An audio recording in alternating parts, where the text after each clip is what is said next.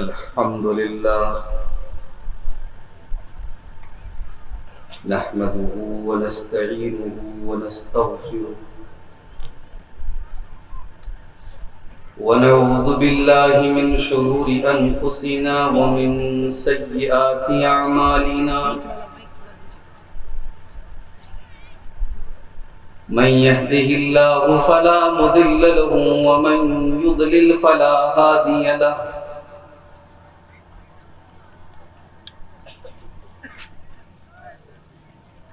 وأشهد أن لا إله إلا الله وحده لا شريك له وأشهد أن محمدا عبده ورسوله يا أيها الذين آمنوا اتقوا الله حق تقاته ولا تموتن إلا وأنتم مسلمون يا أيها الناس اتقوا ربكم الذي خلقكم من نفس واحدة وخلق منها زوجها وبث منهما رجالا كثيرا ونساء واتقوا الله الذي تساءلون به والأرحام إن الله كان عليكم رقيبا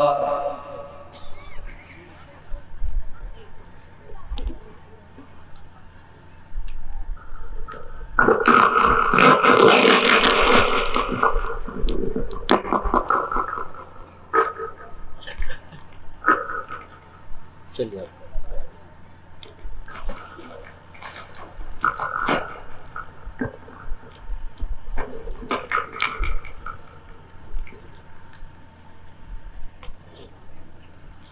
يا أيها الذين آمنوا اتقوا الله وقولوا قولا سديدا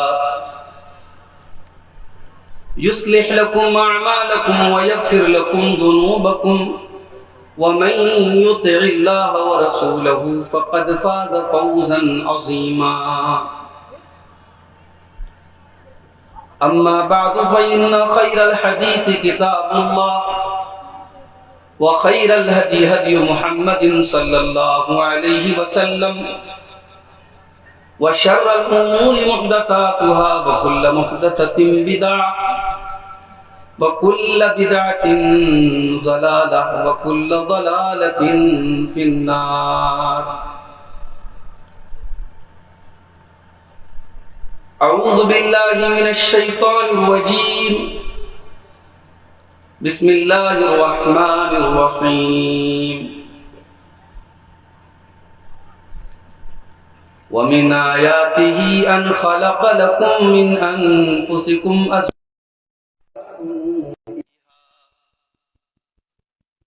لتسكنوا إليها وجعل بينكم مودة ورحمة إن في ذلك لآيات لقوم يتفكرون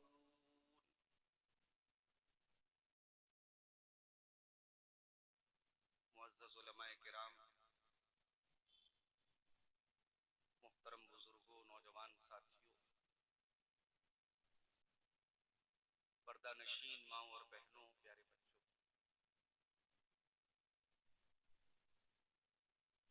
پہلے دن کا یہ آخری خطاب جو مجھے آپ کے سامنے پیش کرنے کی ذمہ داری سونپی گئی، میں نے جلسے والوں سے یہ کہا تھا کہ 2 دن کا آپ کا پروگرام ہے۔ ہمارے شیخ رضا اللہ سلفی صاحب کانپور سے آئے ہیں، ان کے یہاں شجاعت گنج میں بھی ہر سال 2 دن کا پروگرام ہوتا ہے۔ آپ پہلے دن پوری رات پروگرام مت کروائیے، کوئی ضرورت نہیں، پہلے جیسے حالات نہیں ہیں۔ قریب کے جو لوگ ہیں وہ اپنی سواریوں سے واپس چلے جائیں گے، جو دور کے ہیں ان کو تو ویسے بھی رہنا ہے دونوں دن۔ پہلے دن آپ پروگرام 1 بجے تک چلائیے، پروگرام اچھا ہے، لیکن بہرحال جلسے والوں کے اپنے مسائل ہوتے ہیں۔ انہوں نے کہا نہیں شیخ، بڑا گڑبڑ ہو جائے گا، یہ ہو جائے گا، وہ ہو جائے گا، پروگرام ہمیں رات بھر چلانا ہے۔ میری ترتیب کچھ ایسی بنی تھی، مجھے جلدی نکلنا تھا یہاں سے، پروگرام کر کے مجھے 12 ساڑھے 12 بجے نکلنا تھا، کیونکہ صبح آپ جانتے ہیں میں مدرسے میں ٹیچر بھی ہوں، میرے ساتھ وہ بھی مسئلہ تھا، لیکن جلسے والوں نے اصرار کر کے کہ نہیں آپ کو آخر میں بولنا ہے اور عوام کی یہی ڈیمانڈ ہے، رکنا پڑے گا۔ مولانا عبدالشکور صاحب مرحوم کہا کرتے تھے کہ تقریر کرنے والا مولوی جب پہنچ جاتا ہے جلسہ گاہ میں تو اس کی نہیں سنی جاتی۔ اب میں آ ہی گیا اور مجھے یہ بھی بڑا اچھا تجربہ ہے پورے بھارت میں، پورے ہندوستان میں مختلف جلسوں میں شرکت کے بعد کہ 12 بجے تک تو تقریر سنی جاتی ہے اور 12 بجے کے بعد مقرر کو سنانا پڑتا ہے، پھر ہمیں آپ کو ایسی باتیں سنانی ہوں گی کہ آپ سنتے رہیں، آپ کو نیند نہ آئے۔ بھائی انسان ہے، نیند کا غلبہ بھی آ سکتا ہے، تو یہ بہت بڑا چیلنج ہوتا ہے ایک مقرر کو، اسے رات میں 1 بجے 1:30 بجے 2 بجے ٹائم دیا جائے۔ بہرحال بڑے اچھے موضوع پر مجھے آج بولنے کا حکم ملا ہے۔ جو بھائی ہمارے شادی کر چکے ہیں ان کے بھی مطلب کا ٹاپک ہے، جو ہماری بہنیں شادی شدہ ہیں، کسی کی وائف ہے، ان کے بھی مطلب کا ٹاپک ہے، اور جو کسی کے شوہر یا بیوی بننے والے ہیں ان کے بھی مطلب کا ٹاپک ہے۔ میرا عنوان ہے حقوق الزوجین، میاں بیوی کے حقوق، شوہر کا حق بیوی کے اوپر کیا ہے، بیوی کا حق شوہر کے اوپر۔ میں بڑا شکریہ ادا کر رہا ہوں جلسے کے منتظمین، حقوق الزوجین دے دیا۔ ایک مرتبہ دلی میں سونیا وہار میں بیوی کے حقوق پر تقریر کر کے میں جانے لگا تو وہاں کے مردوں نے پکڑ دیا، مولوی صاحب ہمارا کون بیان کرے؟ ایک دن اور رکنا پڑا، اگلے دن پھر شوہر کے حقوق بیان کیے۔ تو اب ظاہر ہے کہ بھائی ون وے ٹریفک تو نہیں ہے اسلام میں، اگر شوہر کے حقوق ہے تو بیوی کے بھی حقوق ہیں۔ تو ہم آج کی اس تقریر میں کوشش یہ کریں گے کہ ہم دونوں کے حقوق، ایک شوہر کے بیوی کے اوپر کیا حقوق ہیں اور ایک بیوی کے شوہر کے اوپر کیا حقوق ہیں، ہم دونوں کو بیان کریں گے انشاءاللہ۔ میرے بھائیوں، یہ جو رشتہ ہے میاں بیوی کا، یہ خون کا رشتہ نہیں ہے، یہ اللہ کی طرف سے یہ رشتہ بن کے نہیں آیا۔ بھئی آپ پیدا ہوئے، کوئی آپ کی ماں ہے، کیوں ماں ہے؟ اس نے جنم دیا ہے۔ کوئی آپ کا باپ ہے، کیوں ہے؟ کیونکہ وہ آپ کی پیدائش کا سبب ہے۔ کوئی بھائی ہے، کیوں ہے؟ کیونکہ ایک ہی ماں باپ کے پیدا ہیں۔ کوئی خالہ ہے، کیوں ہے؟ ماں کی بہن ہے۔ کوئی پھوپھی ہے، کیوں ہے؟ باپ کی بہن ہے۔ لیکن یہ جو رشتہ ہے یہ تو ہم بناتے ہیں نا۔ لڑکا رہنے والا گمائش مئو کا، لڑکی رہنے والی قنوج کی، لڑکے والوں نے جا کے لڑکی دیکھی، پسند آئی، گھر پسند آیا، خاندان پسند آیا، رشتہ طے ہوا، تاریخ طے ہوئی، مولوی صاحب آئے، نکاح پڑھایا، لڑکے نے کہا قبول ہے قبول ہے قبول ہے، نکاح ہو گیا۔ یہ سارا پروسیس تو ہم کر رہے ہیں، مگر آپ غور کیجیے، اس رشتے کو، نکاح کے ذریعے جو رشتہ وجود میں آیا ہے، اس رشتے کے اندر کیسی محبت پیدا ہو جاتی ہے۔ شوہر بیوی سے کتنی محبت کرنے لگتا ہے کہ بیوی اگر ایک دن کے لیے مائکے جاتی ہے تو شوہر اس سے بات کیے بغیر رہ نہیں سکتا ہے۔ شوہر اگر 2-4 روز کے لیے باہر جانے لگے تو چلو ماں کی آنکھ میں آنسو آتے ہیں، ٹھیک ہے، اس کے وہ تو ماں ہے۔ یہ ابھی 4 دن ہوا ہے شادی ہوئے، بیوی رو رہی ہے، اور ایسا نہیں کوئی بناوٹی آنسو نہیں ہے، کوئی نقلی آنسو نہیں ہے، یہ اصلی آنسو ہے جو بیوی کی آنکھ سے بہہ رہا ہے۔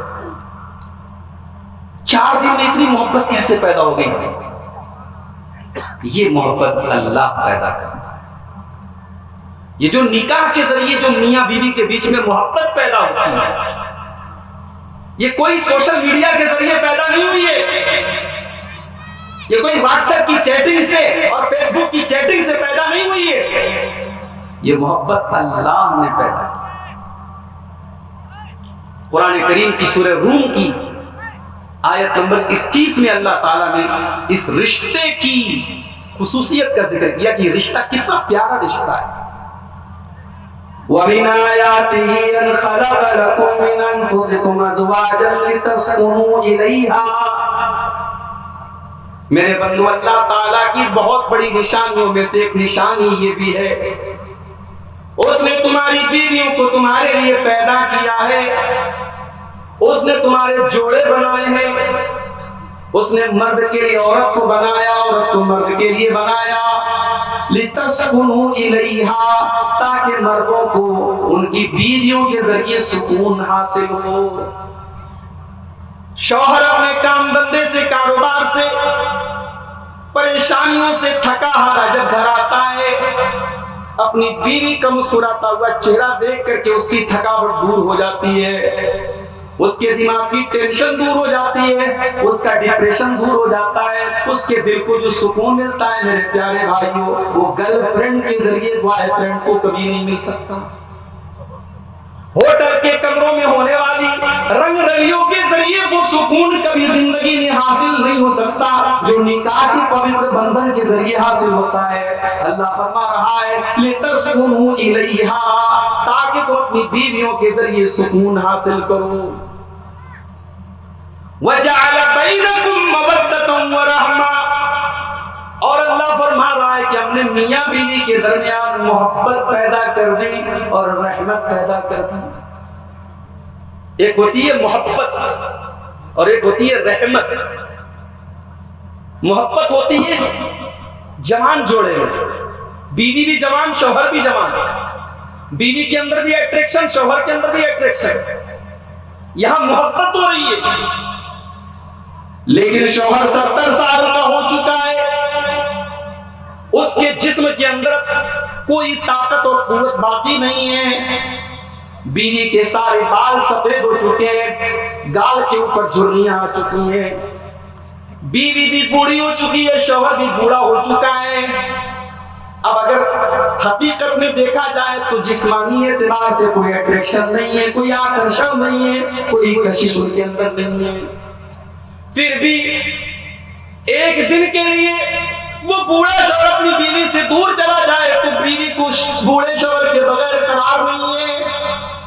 اس بڑھاپے کے عالم میں اگر بڑھیا مر جائے تو بوڑھے کی آنکھوں سے آنسو کیوں بہ رہے ہیں؟ اللہ فرما رہا ہے میرے بندو، اس بڑھاپے کی عالم میں جب میاں بیوی کے درمیان کوئی اٹریکشن نہیں ہے، کوئی جسمانی تعلق بھی نہیں ہے، میرے بندو ہم نے رحمت کا رشتہ اس نکاح کی پوتر بندھن کے ذریعے پیدا کر دیا ہے۔ شوہر کو بیوی کے اوپر رحم آتا ہے، بیوی کو شوہر کے اوپر رحم آتا ہے، وہ ایک دوسرے کا گلہ شکوہ سنتے ہیں، ایک دوسرے کے دکھ درد کو سنتے ہیں، ایک دوسرے کے لیے رحمت بن جاتے ہیں۔ یہ ہے نکاح کا رشتہ۔ کتنا قرآن نے کتنا حسین انداز میں اس رشتے کو بیان کیا۔ اور آگے بڑھیے، قرآن کا دوسرا پارہ اٹھائیے، اللہ فرماتا ہن لباس لکم وانتم لباس لہن، اے عورتوں تم اپنے شوہروں کے لیے لباس ہو، اور اے مردوں تم اپنی بیویوں کے لیے لباس ہو۔ کیا مطلب؟ گرمی کا موسم آتا ہے ہم کاٹن کا کپڑا پہنتے ہیں، دسمبر کی سردی آ جاتی ہم وولن کپڑا پہننے لگتے ہیں، بارش کے موسم میں نکلتے ہیں ہم رین کوٹ پہن کر کے باہر نکلتے ہیں، موسم کے اعتبار سے ہم کپڑے پہن کر کے نکلتے ہیں۔ ہمارا جو کپڑا ہوتا ہے وہ ہمیں موسم کے نقصانات سے بچاتا ہے، وہ موسم کی بری ہواؤں سے ہمیں بچاتا ہے، وہ لباس ہمیں مختلف قسم کے خطروں سے بچاتا ہے۔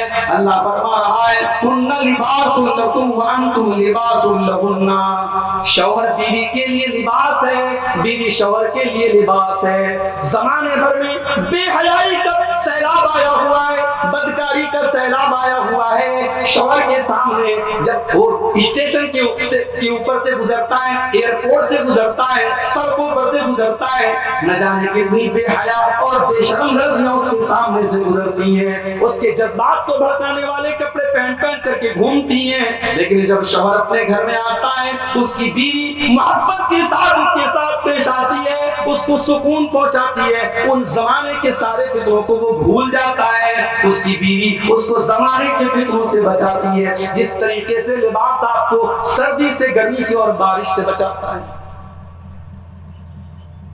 لباس کا ایک کام اور بھی ہے، لباس اگر نہ ہو ہمارے بدن پہ ہم ننگے ہو جائیں گے۔ کوئی انسان اگر مارکیٹ میں کھڑا ہو کے ننگا گھومے، لوگ کہیں گے پاگل جا رہا ہے۔ عقل مند انسان ننگا نہیں گھوم سکتا۔ انسان کا لباس اسے، جب تک اس کے بدن پر لباس ہے تب تک اس کی عزت پر پردہ پڑا ہوا ہے، اگر اس کا لباس اتر جائے، اس کے بدن کے کپڑے اتر جائیں تو اس کی عزت کا جنازہ نکل جائے گا، لوگ کہیں گے یہ پاگل ہو چکا ہے۔ او لوگوں، اللہ فرما رہا ہے کہ بیوی شوہر کے لیے لباس ہے اور شوہر بیوی کے لیے لباس ہے، یعنی دونوں ایک دوسرے کے عیب کے اوپر پردہ ڈالتے ہیں۔ شوہر کے اندر بھی بہت ساری کمیاں ہوتی ہیں، زمانے والے نہیں جانتے لیکن بیوی جانتی ہے، لیکن بیوی اپنے شوہر کی عزت پر ہمیشہ پردہ ڈالتی ہے اور شوہر اپنی بیوی کی عزت پر ہمیشہ پردہ ڈالتا ہے۔ اس طریقے سے لباس ہمارے جسم کے اوپر پردہ ڈالتا ہے۔ لباس کا تیسرا کام، لباس ہمیں زیب و زینت دیتا ہے۔ شیروانی جس کے اوپر اچھی لگتی ہے وہ شیروانی پہنتا ہے، کرتا پائجامہ جس کے اوپر اچھا لگتا ہے وہ کرتا پائجامہ پہنتا ہے، پینٹ اور ٹی شرٹ جس کے اوپر اچھی لگتی ہے وہ پینٹ اور ٹی شرٹ پہنتا ہے۔ ہر انسان وہ لباس پہنتا ہے جو اس کے اوپر اچھا لگتا ہے۔ اللہ نے فرمایا ہن لباس لکم وانتم لباس لہن، اے مردو تم اپنی بیویوں کے لیے لباس ہو، یعنی تم اپنی بیویوں کے ذریعے تمہاری زندگی میں خوبصورتی آتی ہے، اور اے عورتوں تمہارے شوہر تمہارے لیے لباس ہے۔ جب تک تمہارے شوہر تمہاری زندگی میں، تمہاری زندگی کے اندر کلر ہے، رنگ ہے، جب شوہر ہی چلا جائے تو عورت کی زندگی بے رنگ ہو جاتی ہے، بے رنگ ہو جاتی ہے۔ ہمارے یہاں کسی عورت کا شوہر مر جائے تو بہت سارے لوگ اس بیوہ عورت کی شادی کے بارے میں نہیں سوچتے۔ لوگ کیا بولتے ہیں؟ ارے عورت ہے بچے کے سہارے گزارنے، بہت بڑا جھوٹ ہے یہ، بہت بڑا جھوٹ ہے یہ، بہت بڑی مکاری ہے یہ۔ اس عورت کے ساتھ، اس کے مستقبل کے ساتھ کھلواڑ ہے میرے بھائیوں۔ وہ عورت بچے کے ساتھ گزارتی نہیں ہے، ہم اس کو گزارنے پر مجبور کرتے ہیں۔ عورت بیوہ ہو جائے بیچاری تو شوہر کے ساتھ ساتھ اس کی جوانی، اس کی خواہشات کو بھی دفن کر دیا جاتا ہے اور کہا جاتا ہے یہ تو عورت ہے بچے کے سہارے گزارتی ہے۔ قرآن کہہ رہا ہے نہیں، شوہر بیوی کے لیے لباس ہے، بیوی شوہر کے لیے لباس ہے، دونوں ایک دوسرے کے بغیر رہیں یہ اسلام میں تصور ہی نہیں ہے۔ 50 سال کا بھی آدمی اگر بیوی مر گئی اس کی شادی کراؤ، اور عورت اگر اس لائق ہے کہ وہ شوہر کے حقوق ادا کر سکتی ہے، 40 سال کی 45 سال کی ہے اور وہ بیوہ ہو گئی یا مطلقہ ہے، اس کی شادی کراؤ، اور تاکہ اس کی زندگی میں رنگ آئے، کیونکہ بغیر شوہر کے اور بغیر بیوی کے ایک دوسرے کی زندگی میں رنگ نہیں ہے۔ اور جانتے ہو نکاح جب ہوتا ہے نا تو دلہا جو ہوتا ہے لڑکا، وہ کہتا ہے، قاضی صاحب پوچھتے ہیں کہ آپ کا نکاح میں نے فلانا بنت فلاں کے ساتھ کیا، آپ نے قبول کیا؟ تو کہتا ہے ہاں مولوی صاحب میں نے قبول کیا، ہاں میں نے قبول کیا۔ حالانکہ ایک بار سے بھی ہو جائے گا لیکن لوگ 3 بار کراتے ہیں، 3 بار کے اور پکا ہو جائے اس لیے لوگ 3 بار کرتے ہیں، ضروری نہیں ایک بار سے بھی ہو جائے۔ یہ جو ہم نے 3 بار کہا ہاں میں نے قبول کیا، اچھا یہ ایک مسئلہ بتا دوں، لڑکی کے یہاں بھی مولوی صاحب جاتے ہیں، آپ کیا جاتے ہیں کہ نہیں میں کہوں گا، مولوی صاحب جو قاضی صاحب ہے وہ لڑکی کیا بھی جاتے ہیں اور لڑکی سے بھی پوچھتے ہیں کہ آپ کا نکاح فلاں بن فلاں کے ساتھ ہو رہا ہے، کیا آپ نے قبول کیا؟ لڑکی بھی کہتی ہے ہاں میں نے قبول کیا۔ ہمارے علماء بیٹھے ہیں، پوری ذمہ داری کے ساتھ کہہ رہا ہوں، یہ لڑکی سے قبول کرانے کا کانسیپٹ نہیں ہے اسلام میں، لڑکی سے اجازت لینے کا کانسیپٹ ہے۔ لڑکی قبول نہیں کرے گی، قبول تو لڑکا کرے گا، مرد کرے گا، مرد اس کو اپنے نکاح میں لے رہا ہے، اس لڑکی سے اجازت لی جائے گی کہ تیرا نکاح فلاں کے ساتھ ہو رہا ہے، تو راضی ہے کہ نہیں اس پر، تو اجازت دے رہی ہے کہ نہیں دے رہی ہے؟ اور یہ اجازت ضروری نہیں کہ قاضی صاحب لے، اجازت اس کا باپ لے لے، اس کا بھائی لے لے، اس کی ماں لے لے کافی ہے، اس کا ولی لے لے کافی ہے۔ مگر ہمارے یہاں باقاعدہ قاضی صاحب، مولوی صاحب لڑکی کے پاس جا کے قبول کرواتے ہیں۔ اور آج کل پاکستانی سیریلوں کی دین ہے، اب تو میں نے سنا ایک صاحب بتا رہے ہیں کہ دلہن کا دوپٹہ بھی ایسا ہے، اس پر قبول ہے قبول ہے قبول ہے 3 بار لکھا ہے۔ یہ نئے نئے فیشن چل رہے ہیں، لڑکا لڑکی کا نام لکھا رہے گا اور دوپٹے پر 3 بار قبول ہے قبول ہے، یہ عورت کے دلہن کے دوپٹے پر لکھا رہے گا۔ یہ سب واہیات چیزیں ہیں۔ اسلام میں یہ ہے کہ لڑکا قبول کرے۔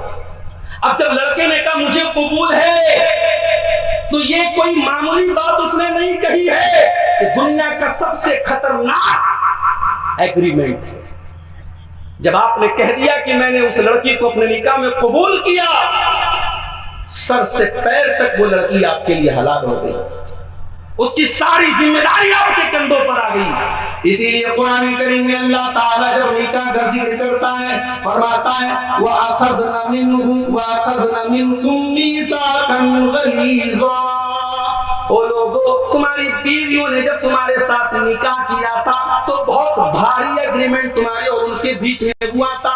جب تم نے اپنے قاضی سے، اپنے مولوی سے کہہ دیا میں نے نکاح کو قبول کر لیا، تو تم نے بہت بھاری ایگریمنٹ کو سویکار کیا ہے۔ یہ کوئی چھوٹا موٹا ایگریمنٹ نہیں ہے، یہ بہت بڑا میثاق ہے، بہت بڑا ایگریمنٹ ہے، یہ بہت بڑا معاہدہ ہے، اس کو ہلکے میں مت لینا۔ قرآن کہہ رہا ہے یہ بہت بڑا ایگریمنٹ ہے۔ تو میرے بھائیوں، نکاح کی یہ اہمیت اور عظمت ہے، اس رشتے کی یہ اہمیت ہے۔ اب دلہا دلہن کل تک ایک دوسرے کے لیے اجنبی تھے، حرام تھے، لڑکا لڑکی کو چھو نہیں سکتا تھا، اس کو دیکھ نہیں سکتا تھا، آج ایک دوسرے کے لیے حلال ہے۔ اب ان کا حق کیا ہے، اس پر مجھے آج بات کرنا ہے۔ اس کے پہلے کہ میں بیوی کا حق شوہر کے اوپر کیا ہے، شوہر کا حق بیوی کے اوپر کیا ہے، میں کچھ ایسی چیزیں آپ کے سامنے بیان کرتا ہوں جو میوچول ہے۔ میوچول مطلب کامن ہے، جو مرد کے ذمہ بھی ضروری ہے، عورت کے ذمہ بھی ضروری ہے۔ وہ مرد کا حق بیوی کے اوپر بھی ہے اور بیوی کا حق شوہر کے اوپر بھی۔ اس میں سب سے پہلی چیز یہ ہے کہ شوہر بیوی کے دین کے سلسلے میں اس کی مدد کرے، بیوی شوہر کے دین کے سلسلے میں مدد کرے۔ شوہر نماز نہیں پڑھ رہا ہے، بیوی اس گھر میں بیوی بن کر کے آئی ہے، بہو بن کر کے آئی ہے، اس نے دیکھا کہ میرا شوہر نماز نہیں پڑھ رہا ہے۔ اب اسلام یہ کہتا ہے، شریعت یہ کہتی ہے کہ بیوی کی یہ ذمہ داری ہے کہ وہ شوہر کو نمازی بنائے، اس کو دین کی طرف لے کر کے آئے، اس کے اندر جو بھی دین کے اعتبار سے کمی ہے اس کمی کو دور کرنے کی اس لڑکی کو، اس عورت کو چاہیے کہ کوشش کرے۔ اللہ کے پیارے نبی سے صحابہ نے پوچھا کہ اللہ کے نبی، سب سے بہترین مال کیا ہے، سب سے بہترین دولت کیا ہے، سب سے بڑا خزانہ کیا ہے؟ آپ نے فرمایا 3 چیزوں کو خزانہ بنا لو۔ 3 چیزیں دنیا کا سب سے بڑا خزانہ ہے۔ آپ نے فرمایا لِيَتَّخِذْ أَحَدُكُمْ قَلْبًا شَاكِرًا وَلِسَانًا ذَاكِرًا وَزَوْجَةً مُؤْمِنَةً تُعِينُهُ عَلَى أَمْرِ الْآخِرَةِ۔ 3 چیزیں اگر تمہارے پاس ہے، تم سے بڑا دولت والا کوئی نہیں، تم سے بڑا خزانے والا کوئی نہیں، تم سے بڑا مال والا کوئی نہیں۔ قلباً شاکرا، پہلی چیز آپ کے سینے میں ایک ایسا دل ہو جو دل اللہ تعالیٰ کا شکریہ ادا کرنے والا ہو، اس دل کے اندر اللہ کی ناشکری نہ ہو۔ کاروبار چل رہا ہے تب بھی اس دل کے اندر اللہ کا شکر ہو، کاروبار میں مندی آ جائے تب بھی اللہ کا شکر ادا کرنے والا ہو، آپ کے فیور والی حکومت ہو تب بھی اس دل میں اللہ کا شکر ہو، آپ کے خلاف ایکشن اٹھانے والی حکومت آ جائے تب بھی اس دل میں اللہ کا شکر ہو، آسانی آ جائے تب بھی وہ دل اللہ کا شکریہ ادا کرے، اور پریشانی کے دن آ جائے تب بھی وہ دل اللہ کا شکریہ ادا کرے۔ ایسا دل اپنے سینے کے اندر پیدا کر دیں۔ دوسری چیز وَلِسَانًا ذَاكِرًا، اور اپنے منہ میں ایسی زبان پیدا کر دو جو اللہ کا ذکر کرنے والی ہو، جو اللہ کو یاد کرنے والی ہو، جو اللہ کو ہر وقت اس کے ذکر سے اپنے آپ کو تر رکھنے والی ہو۔ اپنے منہ میں ایسی زبان پیدا کرو جو اللہ کا ذکر۔ اور میں تو اکثر کہتا ہوں نبی کی دعاؤں کو یاد کر لو تو کچھ اور یاد کرنے کی ضرورت نہیں پڑے گی. اٹھتے بیٹھتے چلتے پھرتے جتنی ایکٹیویٹیز ہیں، کون سی ایسی ایکٹیویٹی ہے جس کے لیے نبی نے دعا نہ سکھائی ہو؟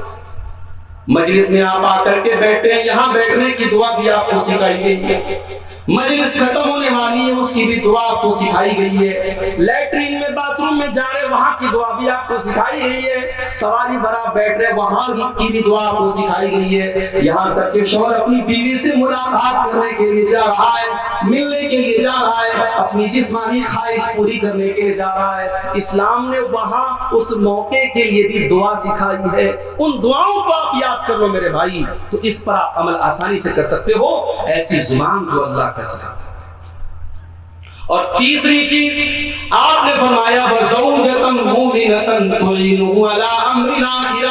ایسی دیندار بیوی اگر آپ کو مل جائے جو آخرت کے سلسلے میں آپ کی مدد کرے، جو دین کے کاموں میں آپ کی مدد کرے، جو آپ کی سگریٹ چھڑوا دے، جو آپ کی نشہ کا نشہ چھڑوا دے، جو آپ بے نمازیاں کو نمازی بنا دے، آپ قرآن نہیں پڑھتے تھے قرآن پڑھنے کا جذبہ آپ کے دل میں پیدا کر دے، آپ دین سے دور تھے آپ کو دیندار بنا دے. ایسی بیوی اگر مل جائے تو آپ سے بڑا خزانہ کسی کے پاس نہیں، آپ سے بڑی دولت کسی کے پاس نہیں. شوہر بیوی کا سپورٹ کرے دین کے معاملے.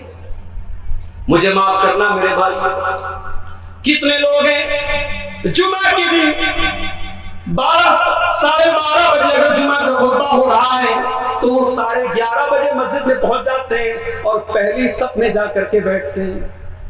ابھی آپ کے قنوج کے عبد الرحمان بھائی آئے تھے، میں نے پوچھا کہ قنوج میں مسجدوں میں جمعہ میں عورتوں کا انتظام ہے کہ نہیں؟ بولے نہیں مولوی صاحب ہمارے یہاں انتظام ہے. الحمدللہ ہماری جماعت اہل حدیث کی اکثر مسجدوں میں عورتوں کا انتظام ہے. میرے بھائی آپ جمعہ کی نماز میں پہنچے، آپ نے سب سے پہلی صف میں جگہ حاصل کر کے آپ نے جمعہ کی نماز پڑھی. آپ اپنی بیوی کو بھی تو لے کر کے آ سکتے تھے، آپ اپنی بہو کو بھی تو لے کر کے آ سکتے تھے، آپ اپنی بیٹیوں کو بھی تو لے کر کے آ سکتے تھے. آپ کہتے نہیں مولوی صاحب ہماری بہو کو کھانا بنانا ہوتا ہے، ہماری بیوی کو کھانا بنانا ہوتا ہے، ہماری بہن کو کھانا بنانا ہوتا ہے. میں کہتا ہوں ایک دن کھانا آدھا گھنٹہ لیٹ مل جائے تو کیا حرج کی بات ہے؟ ایک دن کھانا 1 گھنٹہ بیفور بچ جائے تو کیا حرج کی بات ہے؟ میرے بھائی وہ جمعہ کا خطبہ جو آپ سن رہے ہیں، اگر آپ کی بیوی بھی سنے گی، آپ کی بیٹی بھی سنے گی، آپ کی بہن بھی سنے گی، اللہ کی قسم سال میں 52 جمعہ کے خطبے اگر آپ کی بہن بیٹیاں سن لیں گی، اللہ کی قسم آپ کی کوئی بہن بیٹی مرتد نہیں ہوگی، کوئی بہن بیٹی مرتد نہیں ہوگی. یہ جو مرتد ہو رہی ہے، یہ جو دین سے دور ہو رہی ہے، یہ جو غیروں کے ساتھ بھاگ رہی ہیں، اگر آپ اس کی گہرائی میں جا کر کے اس کی تہ میں جا کر کے پتہ لگائیں گے تو پتہ یہ لگے گا ان لڑکیوں نے تو دین کے نام پہ کچھ سیکھا ہی نہیں تھا، ان کو دین کی کوئی معلومات ہی نہیں تھی. آپ دین سیکھ رہے ہیں. کانپور سے آپ گمائش مئو میں آئے، جلسے میں پوری بس لے کر کے آئے، آپ بیوی کو بھی تو لا سکتے تھے، کیوں نہیں لایا؟ آپ کے پڑوس میں پروگرام ہوتا ہے، آپ اپنی بیوی کو لے کے جا سکتے، کیوں نہیں لے کے جاتے؟ میرے پیارے ساتھیوں یاد رکھو یہ آپ کا حق ہے آپ کی بیوی کے اوپر، اور بیوی کا حق ہے آپ کے اوپر کہ دین کے سلسلے میں ایک دوسرے کی مدد کریں. اللہ کے پیارے نبی رات میں تہجد پڑھا کرتے تھے، اپنی بیویوں کو بھی اٹھایا کرتے تھے. اگر بیوی سو رہی ہے، اما عائشہ فرماتی ہیں میں سوتی رہتی تھی، اللہ کے نبی تہجد کی نماز پڑھتے رہتے تھے. جب تہجد آپ پڑھ لیتے تھے اور وتر کا ٹائم آتا تھا، جب وتر کی نماز آپ پڑھنے لگتے تھے، آپ بڑے پیار سے کہتے تھے قومی یا عائشہ فاوتری، اے عائشہ چلو تم نے تہجد تو نہیں پڑھی، کم سے کم میرے ساتھ تم وتر کی نماز تو پڑھو. وتر پڑھاتے تھے آپ حضرت عائشہ. رمضان کا آخری عشرہ آتا تھا، اللہ کے پیارے حبیب اعتکاف میں بیٹھا کرتے تھے، لیکن آپ اکیلے نہیں بیٹھتے تھے. حدیث کے الفاظ ہیں آپ اپنے گھر والوں کو بھی رمضان کی آخری عشرے کی راتوں میں اور تمام راتوں میں اٹھایا کرتے تھے اور اپنے گھر والوں کو بھی عبادت کروایا کرتے تھے. یہ بیوی کا شوہر کے اوپر پہلا حق ہے میرے بھائی، اور شوہر کا بیوی کے اوپر پہلا حق کہ دین کے سلسلے میں ایک دوسرے کی مدد کرے. اور اگر اس میں کچھ سختی کرنا پڑے تو سختی بھی کی جائے. شوہر کچھ بیوی کے اوپر سختی کر دے، بیوی شوہر کے اوپر کچھ سختی کر دے. شوہر تھکا آیا ہے، رات کو 2 بجے وہ آیا ہے، 4:30 بجے فجر کا ٹائم ہو گیا، بیوی شوہر کو اٹھا رہی ہے، شوہر کو غصہ بھی آ رہا ہے کہ ابھی میں تو 2 بجے سویا ہوں تو مجھے 4:30 بجے کیوں اٹھا رہی ہے؟ بیوی چاہے تو بڑے پیار سے کہہ سکتی ہے اے میرے سرتاج، اے میرے شوہر، مجھے پتا ہے کہ ابھی آپ کی نیند پوری نہیں ہوئی ہے، مگر آپ فجر کی نماز جماعت سے نہ چھوڑیے، آپ اٹھ جائیے، 15 منٹ کی بات ہے، فجر کی نماز پڑھ کے آ جائیے، پھر آرام سے آپ سو جائیے، میں منع نہیں کروں گی۔ ضرورت پڑے تو شوہر کے اوپر پانی ڈال دے، لیکن شوہر کو اٹھا کر کے فجر کی نماز پڑھوائے، یہ بیوی کا کردار ہونا چاہیے۔ اللہ کے پیارے نبی فرماتے ہیں رحم اللہ رجلا قام من اللیل، اللہ تعالی رحمت نازل فرمائے اس مرد کے اوپر جو رات میں اٹھ کر کے تہجد کی نماز پڑھتا ہے، وَأَيْقَظَ امْرَأَتَهُ، اور اپنی بیوی کو بھی اٹھاتا ہے۔ اگر بیوی اٹھنے سے انکار کر دیتی ہے تو اپنی بیوی کے چہرے پر پانی چھڑک کر کے اس کو اٹھاتا ہے، اور اللہ تعالی رحمت نازل فرمائے اس عورت کے اوپر جو رات میں اٹھ کر کے تہجد کی نماز پڑھتی ہے اور اپنے شوہر کو بھی اٹھاتی ہے، اور شوہر اگر انکار کر دیتا ہے تو شوہر کے اوپر پانی چھڑک کر کے اٹھاتی ہے۔ یہ پہلا میوچول حق ہے، شوہر بیوی کا خیال رکھے، بیوی شوہر کا خیال رکھے۔ اور آگے بڑھیے، ایک اور چیز ہے جس میں دونوں ایک دوسرے کا خیال رکھیں، اور وہ یہ ہے شادی ہو گئی، اب تم ایک دوسرے کی شوہر، مرد شوہر بن گیا، عورت بیوی بن گیا، اب ایک دوسرے کے ساتھ اچھا برتاؤ کیا جائے، یہ نہ ہو کہ شوہر اپنے آپ کو ڈکٹیٹر سمجھ لے، حاکم سمجھ لے کہ صاحب یہ تو لونڈی ہے میری، غلام ہے میری، میرے اشاروں پر ناچے، اور یہ بھی نہ ہو کہ بیوی شوہر کو جو جی میں آئے وہ بول دے۔ دونوں ایک دوسرے کے ساتھ بہترین سے بہترین سلوک کریں۔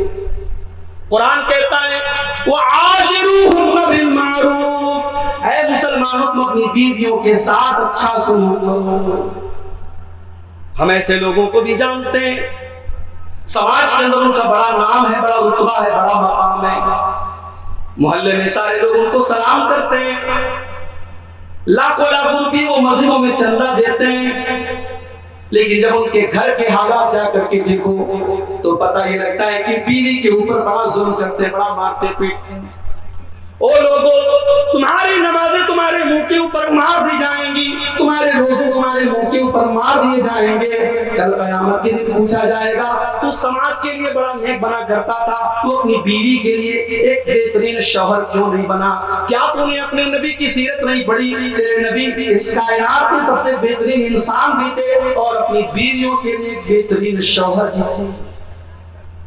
آپ ہوں گے زمانے کے لیے بہت بڑے 30 مار خواہ ہوں گے، گھر میں داخل ہوں تو بیوی کے لیے شوہر ہیں، شوہر بن کے داخل۔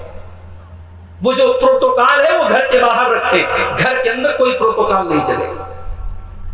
اللہ کے نبی صحابہ کرام کی نظر میں کتنے معزز تھے، صحابہ اپنے نبی کا کتنا احترام کرتے تھے، بعض صحابہ تو یہاں تک کہتے ہیں کہ ہم نبی سے آنکھ ملا کر کے بات نہیں کرتے تھے۔ اللہ کے نبی کے منہ سے کوئی تھوک نکلتا تھا تو کوئی نہ کوئی صحابی اپنے بدن سے رگڑ لیتا تھا، مل لیتا تھا۔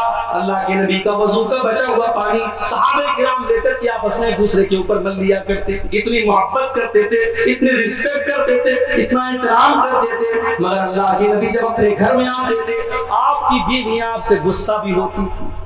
تصور کرو، اللہ کے نبی کی بیویاں آپ سے غصہ ہوتی تھی، شوہر کے اوپر بیوی غصہ کر سکتی ہے، یہ نبی نے اپنی سیرت میں آپ کو دکھایا۔ آپ وہ حدیث دیکھیے، صحیح بخاری اور صحیح مسلم کے اندر وہ حدیث آپ کو مل جائے گی۔ اللہ کے پیارے نبی اما عائشہ سے فرماتے ہیں اے عائشہ، مجھے پتہ چل جاتا ہے تم کب مجھ سے ناراض ہوتی ہو اور تم کب مجھ سے خوش ہوتی ہو۔ اے عائشہ، جب تم مجھ سے ناراض ہوتی ہو اور قسم کھاتی ہو تو کہتی ہو کہ ابراہیم کے رب کی قسم، اور جب مجھ سے تم خوش ہوتی ہو تو کہتی ہو محمد کے رب کی قسم صلی اللہ علیہ وسلم۔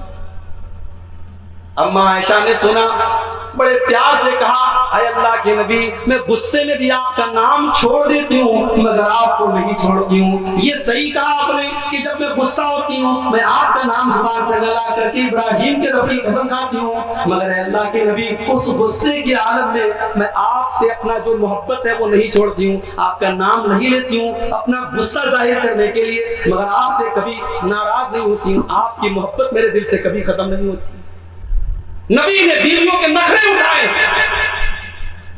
अल्लाह के नबी की तो कई बीवियां थी, और बीवियां जब एक से ज्यादा होती हैं तो जाहिर है उनके दरमियान गैरत होती है, सौतन सौतन की गैरत होती है, और अल्लाह के नबी की बीवियों के अंदर भी ये गैरत थी। वो बहरहाल इस उम्मत की सबसे बेहतरीन माएँ थी, मगर गैरत तो थी। अल्लाह के नबी अम्मा आयशा के पास मौजूद है।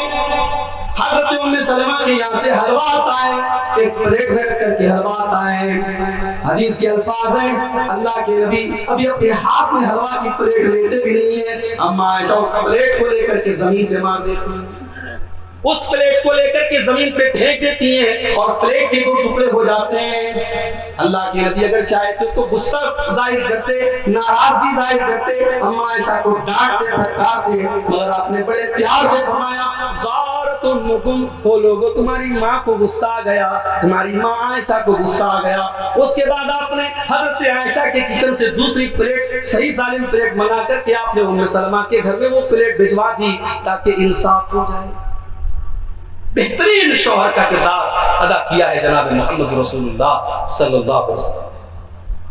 मेरी प्यारी माँ बहनों, आपसे भी कहता हूं, शादी हो गई तो एक बेहतरीन बीवी का किरदार भी आपको अदा करना है। शौहर अगर कुछ कम कमाता है, उसकी कमाई कुछ कम है, हो सकता है कि आपके मायके के जैसी सहूलतें आपके ससुराल में न मिल पाए, हो सकता है कि आप एसी में रहने वाले हो, आपके शौहर की कमाई एसी के लायक ना हो, कूलर में आपको रखता है। हो सकता है आपके घर में जितने बड़े बड़े कमरे थे उतने बड़े बड़े कमरे आपको ससुराल में नसीब ना हो सकता है आपका बाप आपको साल में 12-12 जोड़ी कपड़े पहनाया करता था और शौहर की कमाई 2-3 जोड़ों से ज्यादा की नहीं है। लेकिन मेरी प्यारी माँ बहनों, ये बात याद रखो, जब आप निकाह में आ गई तो शौहर की अच्छे दिनों में भी आप उसकी जीवन साथी हैं, उसकी परेशानी में भी आप उसकी जीवन साथी हैं। शौहर अगर कम कमा रहा है तब भी आप उसकी बीवी हैं, और शौहर ज्यादा कमा रहा है तब भी आप उसकी बीवी हैं। और अगर आपको इस बात को देखना हो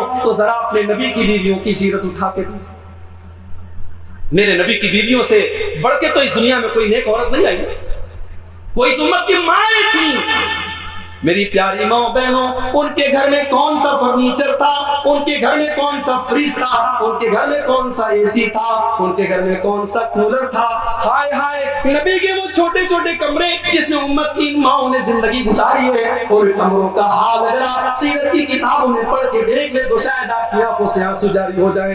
हजरत सईद बिन मुसय्यब फरमाते हैं, जब अब्दुल मलिक बिन मरवान के दौर में उन कमरों को तोड़ा जाने लगा तो सईद बिन मुसय्यब कहते हैं कि ओ लोगों, नबी इन कमरों को मत तोड़ो, इन कमरों को रहने दो, ताकि आने वाली नस्लें देखें कि नबी का कमरा कैसा होता था। वो मिट्टी का फर्श, वो छोटी छोटी छतें, और वो खजूर के छप्पर, और वो खजूर के तने के पिलर, और वो छोटे छोटे कमरे जिन्हें इस उम्मत की माओं ने पूरी जिंदगी गुजार दी। मेरे प्यारे साथियों, वो कमरे हमारे मकानों की तरह आलीशान नहीं थे, उनमें मार्बल नहीं बिछे हुए थे, उनमें बेहतरीन रंगों डिजाइन मौजूद नहीं थे, मगर वो बड़ी बरकत वाले कमरे थे। उन्हीं कमरों में जिब्रील आया करते थे, उन्हीं कमरों में कुरान उतरा करता था, उन्हीं कमरों में अल्लाह के प्यारे नबी आराम किया करते थे। और जानते हो कैसे दिन काटे हमारी माओं ने अपने नबी के साथ।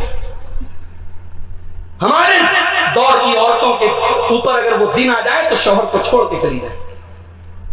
अम्मा आयशा फरमाती हैं, 2-2 महीने गुजर जाया करते थे, 2-2 महीने गुजर जाया करते थे, और आसमान के 3-4 हम देख लिया करते थे। लेकिन अल्लाह के नबी की 9 बीवियां थी, किसी बीवी के घर में चूल्हा जलने की नौबत ना आया करती थी। 2-2 महीने तक अल्लाह के नबी का पूरा परिवार, आपकी 9 बीवियां, आपकी बेटियां, आपके बच्चे खजूर खा करके और पानी पी करके गुजारा किया करते थे। मगर उन बीवियों ने कभी अपनी जुबान पर हर्फ शिकायत न लाया, कभी अपने नबी को ताना न दिया कि आपकी कमाई बहुत कम है, अपने नबी को कभी शिकायत का मौका ना दिया।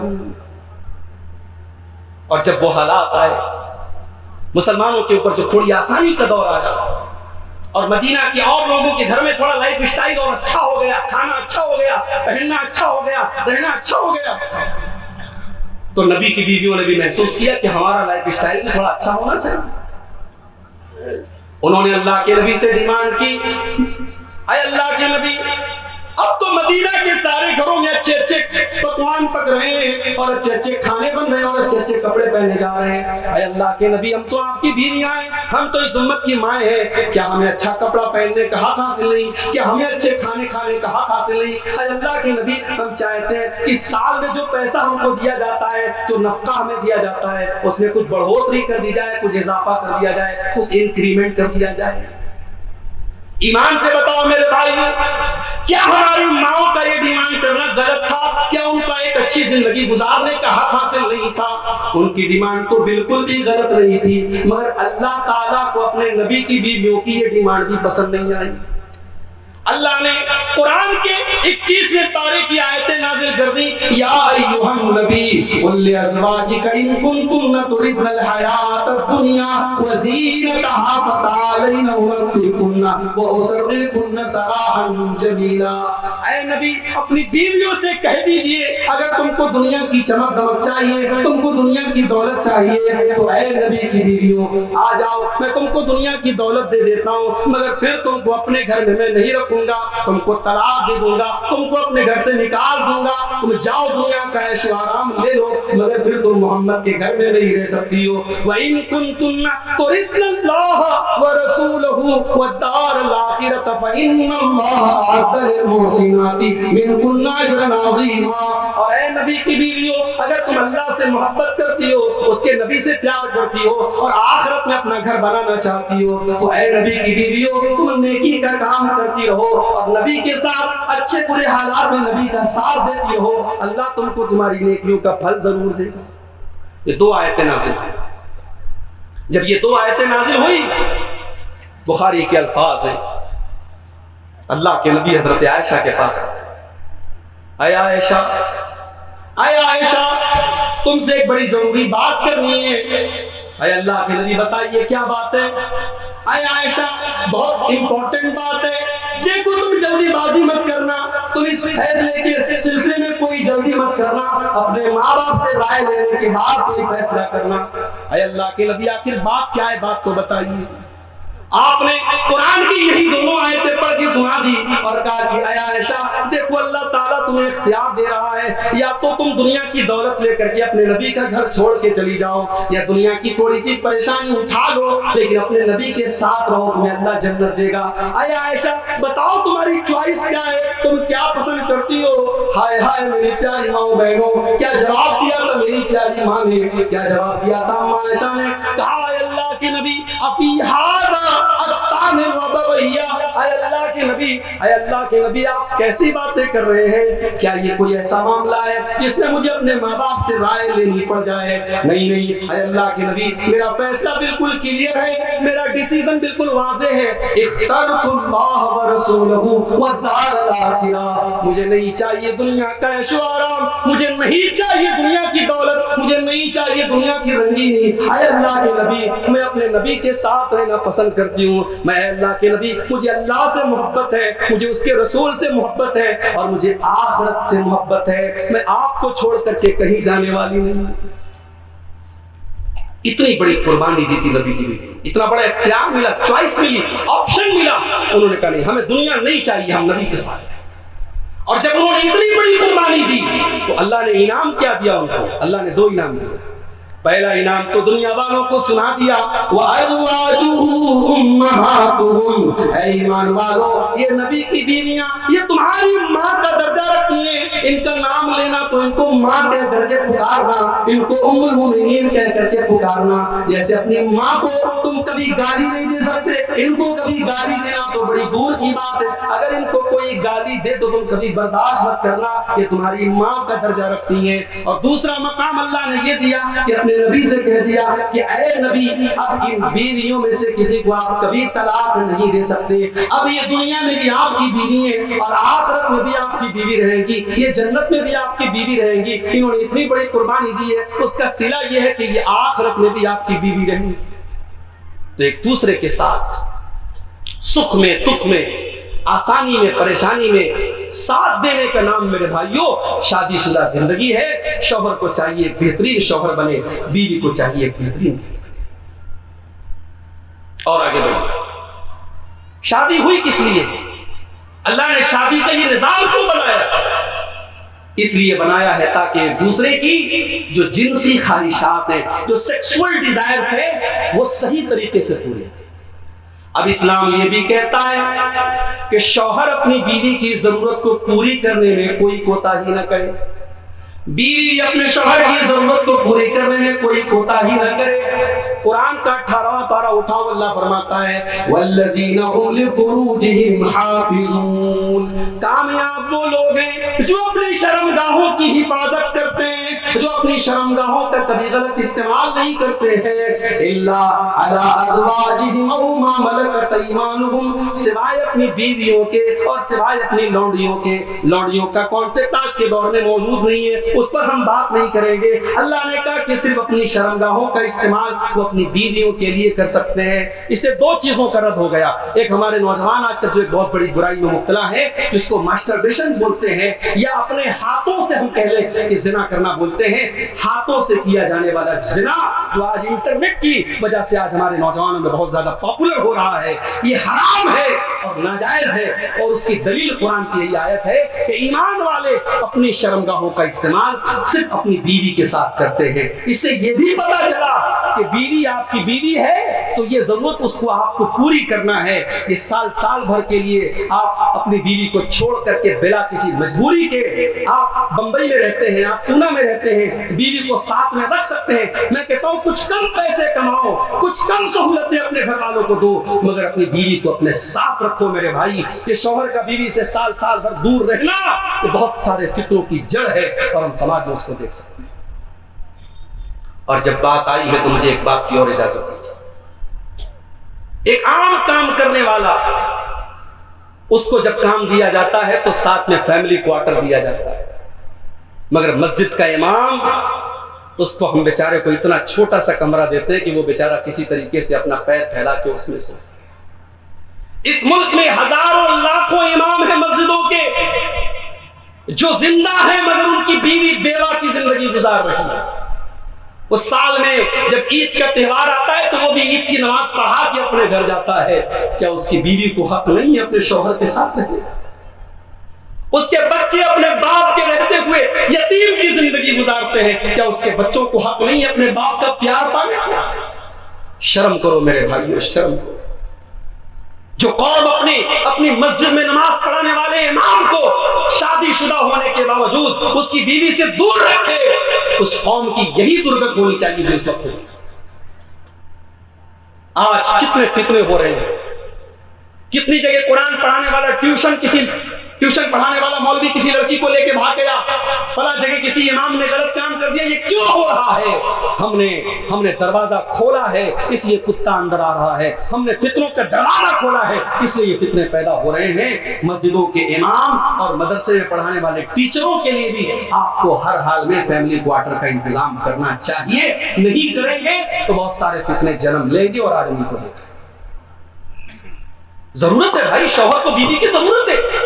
شادی نہیں ہوئی تھی الگ بات ہے، شادی ہو گئی اور بیوی شوہر سے دور ہے، شوہر بیوی سے دور ہے، بہت ہی غلط بات ہے، بہت ہی غلط کام ہے جو آج۔ اسی لیے اسلام یہ کہتا ہے اگر شوہر اپنی بیوی کو بستر پر بلائے، بڑے صاف الفاظ میں اللہ کے نبی فرماتے ہیں، بخاری کے الفاظ ہیں، اذا دعا الرجل امرأته الى بیتی، جب شوہر اپنی بیوی کو بستر پر بلائے اور بیوی بلا کسی مجبوری کے انکار کر دے، کوئی مجبوری ہو، بیماری ہے، تکلیف ہے، الگ بات ہے، بغیر کسی مجبوری کے اگر بیوی انکار کر دے، نبی کے الفاظ ہیں لعنت الملائکۃ حتی تصبح، صبح تک فرشتے لعنت کرتے رہتے اس بیوی کے اوپر کہ تو نے اپنے شوہر کی خواہش کو پورا کرنے میں تو نے کوتاہی کی ہے، جو ایک بیوی کا فرض تھا تو نے ادا نہیں کیا۔ تو شوہر کو بھی چاہیے کہ اس معاملے میں بیوی کا حق ادا کرے، اگر اس کے اندر کوئی جسمانی طور پر کمی ہے اس کمی کو پورا کرے، اور بیوی کو بھی چاہیے کہ شوہر کو شکایت کا موقع نہ دے۔ یہ دونوں کا ایک دوسرے کا حق ہے۔ یہاں تک کہ اگر بیوی پیریڈ میں ہے، اس کے ساتھ شوہر کا ریلیشن شپ بنانا جائز نہیں ہے، مگر اس حالت میں بھی اللہ کے نبی فرماتے ہیں اِسْنَعُوا كُلَّ شَيْءٍ إِلَّا النِّكَاحَ، جمع کرنا حرام ہے، بیوی کے ساتھ ریلیشن شپ بنانا حرام ہے، لیکن بیوی کے ساتھ اگر بیوی کے ساتھ شوہر پیار اور محبت کا اظہار کرنا چاہے، ساتھ میں لیٹ کر کے اس کے ساتھ محبت کا اظہار کرنا چاہے، تو بیوی کو انکار بالکل بھی نہیں کرنا چاہیے۔ اس کو جو ناجائز کام ہے اس کیفیت میں اس سے منع کرنا چاہیے، جو جہاں تک اسلام نے جائز قرار دیا ہے بیوی کو اس میں کوئی رکاوٹ نہیں بننی چاہیے۔ یہ بڑے صاف الفاظ میں اس لیے کہہ رہا ہوں کیونکہ اس معاملے میں ہمارے ہاں سماج میں بڑی کوتاہیاں ہوتی ہیں، بہت سارے کیسز ہمارے سامنے آتے ہیں اور بہت سارے گھر ٹوٹتے ہیں۔ میرے بھائیوں، ایک بہترین بیوی وہ ہے جو اس معاملے میں اپنے شوہر کو شکایت کا موقع نہ دے، اور ایک بہترین شوہر وہ ہے جو بیوی کو اس معاملے میں شکایت کا موقع نہ دے۔ اور ایک اور چیز ہے جو دونوں کے درمیان کامن ہے، شوہر کی بھی ذمہ داری ہے، بیوی کی بھی ذمہ داری ہے۔ بچے اگر پیدا ہو گئے تو بچوں کی صحیح تربیت کرنا یہ دونوں کی ذمہ داری ہے۔ بیوی یہ کہہ کر کے پلہ نہیں جھاڑ سکتی کہ مجھے بہت سارے کام ہیں میں نہیں دیکھ سکتی، اور شوہر یہ کہہ کر کے پلہ نہیں جھاڑ سکتا میں بہت بڑا کاروباری ہوں، مجھے بچوں کی تربیت کرنے کا ٹائم نہیں ہے۔ میرے پیارے ساتھیوں، اللہ کے پیارے نبی فرماتے کل مولود یولد علی الفطرہ، جب بچہ پیدا ہوتا ہے تو اسلام کے اوپر پیدا ہوتا ہے۔ اس کے ماں باپ اسے یہودی بناتے ہیں، اس کے ماں باپ اسے عیسائی بناتے ہیں، اس کے ماں باپ اسے مجوسی بناتے ہیں۔ ابھی آج کل ایک ویڈیو بڑا وائرل ہوا ہے 2 دن پہلے، مدھیہ پردیش کا ویڈیو ہے، شاید آپ نے دیکھا ہو۔ ایک 12-14 سال کا لڑکا جلوس نکل رہا ہے اور جلوس میں نعرہ لگا رہا ہے، فلاں مسلک کا نام لے کر کے فلاں سور مرد آباد، فلاں سور مرد آباد، فلاں سور مرد آباد، اور یہ نعرہ اس نبی کی محبت اور اس نبی کی پیدائش کے جشن کے نام پہ لگ رہا ہے، جس نبی نے کبھی اپنی زندگی میں گالی کا جواب بھی گالی سے نہیں دیا، جس نبی نے اپنے دشمنوں کو بھی کبھی گالی نہیں دی ہے، اور جس نبی نے گالی کے جواب میں بھی کبھی اپنی زبان کو گالی سے آلودہ نہیں کیا ہے۔ یہ 12-14 سال کے بچے کے اندر اتنی نفرت کیسے پیدا ہوئی میرے بھائیوں؟ اس میں اس کے ماں باپ کا کردار ہے، ماں باپ کی تربیت بولتی ہے، باپ کی تربیت بولتی ہے۔ اسے یہی سکھایا گیا ہے کہ تو صحیح ہے، تیرا مذہب صحیح ہے، تیرا مسلک صحیح ہے، اور باقی سب سور ہیں اور باقی سب کمینے ہیں۔ تو جو اس کو پٹی پڑھائی گئی، وہ 12-14 سال کا لڑکا وہ نعرہ لگا رہا ہے، اور آج ویڈیو پورا وائرل ہو رہا ہے۔ یہ حالات ہیں ہمارے۔ بچوں کی تربیت یہ ماں کی بھی ذمہ داری ہے، یہ باپ کی بھی ذمہ داری ہے۔ اسی لیے عربی کا ایک شاعر کہتا ہے لیس الیتیم من انتہا ابواہ من ہم الحیات وخلفاہ ذلیلا، یتیم وہ نہیں ہے جس کے ماں باپ اسے چھوڑ کے چلے جائیں، ان الیتیم هو الذی تلقى له امن تخلت وهو مشغولا، ارے یتیم تو وہ انسان ہے جس کی ماں کے پاس اس کے لیے ٹائم نہیں، جس کے باپ کے پاس اس کے لیے ٹائم نہیں۔ باپ اتنا بڑا کاروباری ہے، بچوں کی تربیت کے لیے اس کے پاس کوئی ٹائم نہیں، اور ماں اتنی بڑی کام کاجی ہے، بچوں کی تربیت کے لیے اس کے پاس کوئی ٹائم نہیں۔ میری ماں اور بہنوں، آپ ایک بہترین ماں کا کردار ادا کیجیے۔ میرے بھائیوں، آپ ایک بہترین باپ کا کردار ادا کیجیے۔ اولاد کی تربیت یہ دونوں کی مشترکہ ذمہ داری ہے۔ اور ایک اور چیز ہے جو میاں بیوی دونوں کی مشترکہ ذمہ داری ہے کہ ایک دوسرے کی پرائیویٹ باتیں شیئر نہ کریں۔ یہ بھی ہمارے یہاں ہوتا ہے، شادی کے بعد مرد اپنے دوستوں سے بتاتا ہے کہ میری بیوی کے ساتھ یہ معاملہ پیش آیا، یہ معاملہ پیش آیا۔ عورت اپنی سہیلیوں سے بتاتی ہے میرے ساتھ یہ معاملہ پیش آیا، میرے ساتھ یہ بہت بڑا گناہ ہے میرے پیارے ساتھیوں۔ اللہ کے پیارے نبی فرماتے ہیں، صحیح مسلم کی روایت ہے کہ اللہ تعالیٰ کے یہاں سب سے برا انسان وہ ہوگا جو اپنی بیوی کے ساتھ سوتا ہے، بیوی اس کے ساتھ سوتی ہے، ثم ینشر سرہا، پھر دونوں ایک دوسرے کے راز کو بانٹتے ہیں، لوگوں کو بتاتے ہیں۔ اللہ کے نبی کے سامنے ایک مرتبہ یہ بات آئی کہ صحابہ ایک دوسرے کو اس طریقے کی باتیں بتاتے ہیں۔ آپ نے صحابہ سے فرمایا خبردار خبردار، لا تفعلوا، آئندہ ایسا کام مت کرنا، انما ذالک مثل شیطان، اے میرے صحابہ یہ تو شیطان کا کام ہے، جو کسی شیطان عورت کے ساتھ راستے میں غلط کام کرتا ہے اور لوگ اس کو دیکھتے رہتے ہیں، یہ شیطانوں کا کام ہے، یہ انسانوں کا کام نہیں۔ یہ جو گندی گندی موویز آ رہی ہیں اور اس عمل کو ویڈیو کی شکل میں دکھایا جا رہا ہے، اللہ کے نبی کی یہ حدیث بتا رہی ہے کہ شیطان کا کام ہو سکتا ہے، ایک باعفت اور باغیرت مرد کا کام نہیں ہو سکتا ہے کہ وہ اپنی بیوی کے ساتھ اس عمل کو وہ دنیا کے سامنے ظاہر کرے، اسے بتائے کہ اس کا ویڈیو شیئر کرے، یہ کسی باغیرت مرد کا کام نہیں ہو سکتا ہے۔ اب ہم آتے ہیں بیوی کا حق شوہر کے اوپر کیا ہے اور شوہر کا حق بیوی کے اوپر کیا ہے. پہلے ہم شوہر کا حق بیان کر دیں. میری مائیں بہنیں تھوڑا کان کھڑا کر لیں, ان کے مطلب کی بات بتا رہا ہوں. شوہر کا حق کیا ہے آپ کو؟ شوہر کا پہلا حق یہ ہے, بڑے غور سے سننا میری پیاری ماں بہنوں, شوہر کا پہلا حق یہ ہے کہ آپ اس کی اطاعت کریں, کیونکہ اللہ تعالیٰ نے گھر کا ذمہ دار مرد کو بنایا ہے. الرجال قوامون علی النساء, مرد عورتوں کے اوپر ذمہ دار ہے. بما فضل اللہ بعضهم علی بعض وبما انفقوا من اموالهم, اس لیے کہ مرد زیادہ طاقتور ہے اور مرد کو اللہ تعالیٰ نے کمانے کی اور خرچ کرنے کی ذمہ داری دی ہے. عورت کو کمانا نہیں ہے, ضرورت پڑے مشکل حالات میں عورت کوئی جاب وغیرہ کر لے الگ بات ہے, عورت کا کام کمانا نہیں ہے. میرے عورت کا کام جاب کرنا نہیں ہے, عورت کا کام گھر گرہستی سنبھالنا ہے, کما کے لانا یہ مرد کا کام ہے. اور مرد کو اللہ تعالیٰ نے فطری طور پر عورت سے زیادہ طاقتور بنایا ہے, اس لیے گھر کا ذمہ دار مرد ہے. اب جب ذمہ دار مرد ہے تو وہ اسکول کبھی چل ہی نہیں سکتا ہے جہاں کا ٹیچر اپنے پرنسپل کی بات نہ مانے. وہ اسٹیٹ کبھی چل ہی نہیں سکتا ہے جہاں کے منتری چیف منسٹر کی بات نہ مانے. وہ دیش کبھی چل ہی نہیں سکتا ہے جہاں کی کیبنٹ پرائم منسٹر کی بات نہ مانے. گھر کا پرائم منسٹر اور گھر کی کیبنٹ کا چیف آپ کا شوہر ہے. شوہر کی اطاعت کرنا آپ کی ذمہ داری. اور بڑے واضح لفظوں میں کہہ رہا ہوں میری ماں اور بہنوں, ہر جلسے میں تقریر سننے چلی جاؤ, ہر جمعہ کے خطبے میں شامل ہو جاؤ, رات بھر نماز پڑھو. اگر شوہر کی نافرمان ہو اور شوہر کی اطاعت نہیں کرتی ہو تو جنت کی امید رکھنا چھوڑ دو میری ماں. اللہ کے نبی فرماتے ہیں میں نے جہنم میں مردوں سے زیادہ عورتوں کو دیکھا ہے. ایک عورت کھڑی ہو گئی, اے اللہ کے نبی ایسا کیوں ہے؟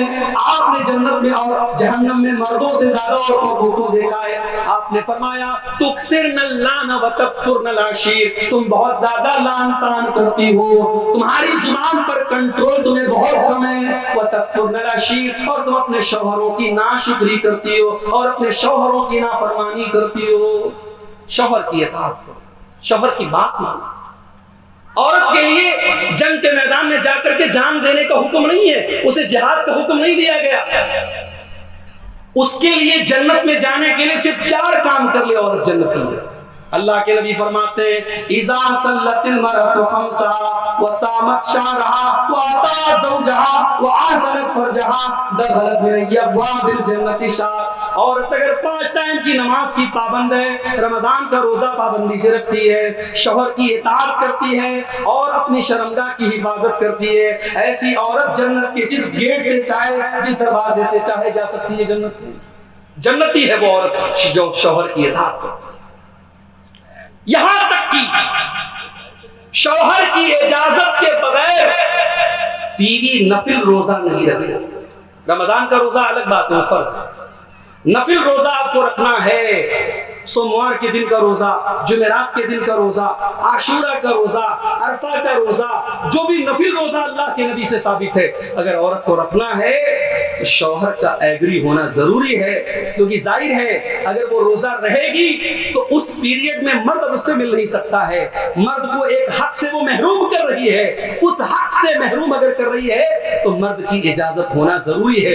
اللہ کے نبی فرماتے ہیں لا یحل لامرأة, عورت کے لیے جائز نہیں ہے کہ وہ ان تصوما, کہ وہ روزہ رکھے, وزوجها شاہد, اور شوہر گھر میں نہیں ہے, شوہر باہر ہے الگ بات ہے. شوہر اگر گھر میں ہے تو شوہر کی اجازت کے بغیر وہ نفل روزہ بھی نہیں رکھ سکتا. تو یہ پہلی چیز ہے اطاعت. دوسری چیز ہے خدمت کرنا, شوہر کی خدمت کرنا, شوہر کے کپڑے کا خیال رکھنا, شوہر کی ضرورتوں کا خیال رکھنا, یہ بیوی کی ذمہ داری ہے. ایک مولوی صاحب کے پاس ایک عورت آئی, اس نے کہا مولوی صاحب یہ بتائیے کہ ساس سسر کی خدمت کرنا یہ کیا میرے ذمہ فرض ہے؟ اگر فرض ہے تو آپ قرآن کی آیت ہم کو لکھ کے دیجئے اور نبی کی حدیث کا حوالہ دیجئے جس سے پتا چلے کہ ساس سسر کی خدمت کرنا میرے اوپر فرض ہے. مولوی صاحب بھی بہت ہوشیار تھے, انہوں نے کہا بالکل صحیح کہہ رہی ہے محترمہ, نہ آپ کے ساس کی خدمت آپ کی ذمہ فرض ہے, نہ سسر کی خدمت آپ کے اوپر فرض ہے, اور نہ اس کی کوئی دلیل آپ کی کوئی موجود ہے. لیکن ایک بات میری اور بھی سنی. کہا کیا بات ہے؟ کہا کہ آپ کا شوہر ہر مہینے جو آپ کو شاپنگ مال میں لے جا کے ہزاروں روپے کی شاپنگ کراتا ہے، یہ بھی آپ کے شوہر کے اوپر فرض ہے۔ وہ روزانہ طرح طرح کی آپ کو بہترین چیزیں کھلا رہا ہے، ہوٹل سے لا کے آپ کو کھلا رہا ہے، آپ کو گھومنے پھرنے لے کے جا رہا ہے، یہ تمام چیزیں فرض نہیں ہے، نہ قرآن کی کسی آیت سے ثابت ہے، نہ کسی حدیث سے ثابت ہے۔ زندگی قانون کے ڈنڈے سے نہیں چلتی میری ماں بہنوں، کہ بہو اپنا ایک دائرہ بنا لے کہ یہاں سے میرا کام ہے، یہاں سے میرا کام نہیں ہے۔ بیوی ایک دائرہ بنا لے یہاں سے میرا کام ختم، شوہر ایک دائرہ بنا لے یہاں سے میری ڈیوٹی ختم۔ زندگی اور شادی شدہ زندگی اور فیملی پیار اور محبت سے چلتا ہے۔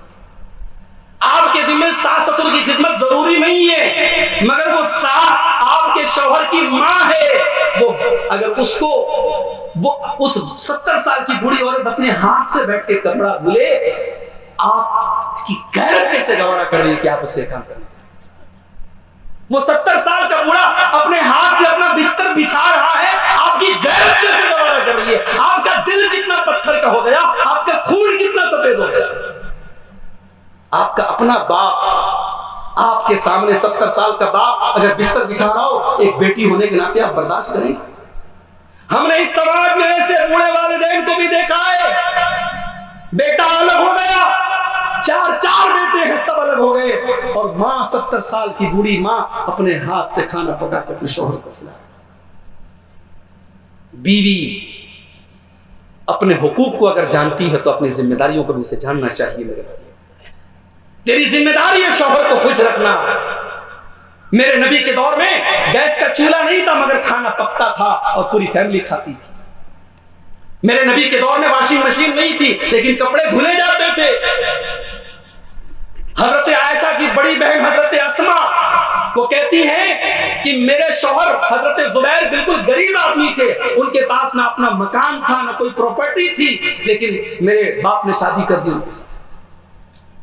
شادی ہو گئی، اب میرے شوہر کا کھجور کا باغ میرے گھر سے 3 فرسخ تھا۔ ابھی میں نے گوگل پہ سرچ کیا کہ 1 فرسخ کتنا ہوتا ہے؟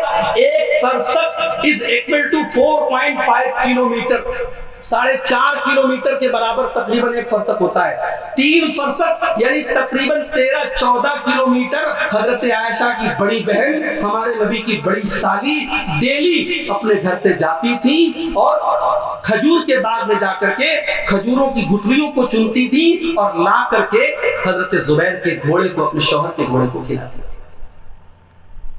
سارے کام کرتی تھی۔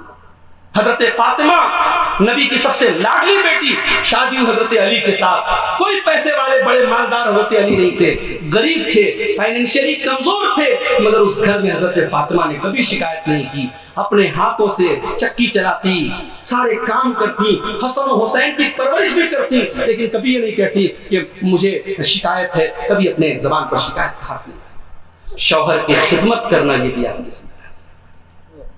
تیسری ذمہ داری بیوی کی کیا ہے؟ شوہر کے گھر سے بغیر اجازت نہ نکلے۔ بھائی ٹھیک ہے، گھمائش مئو سے کنوج بہت دور نہیں ہے، کنوج میں مائکہ ہے عورت کا، اور شوہر کو پتا ہے کہ ہفتے بھر میں 10 دن میں مائکے چلی جاتی ہے، چلو وہ الگ بات ہے، مگر شوہر کی اجازت کے بغیر آپ کسی رشتہ دار کے یہاں کہیں بھی جا رہی ہیں، یہ مناسب نہیں ہے۔ گھر کے باہر آپ کو نکلنے سے پہلے شوہر کی اجازت ضروری ہے۔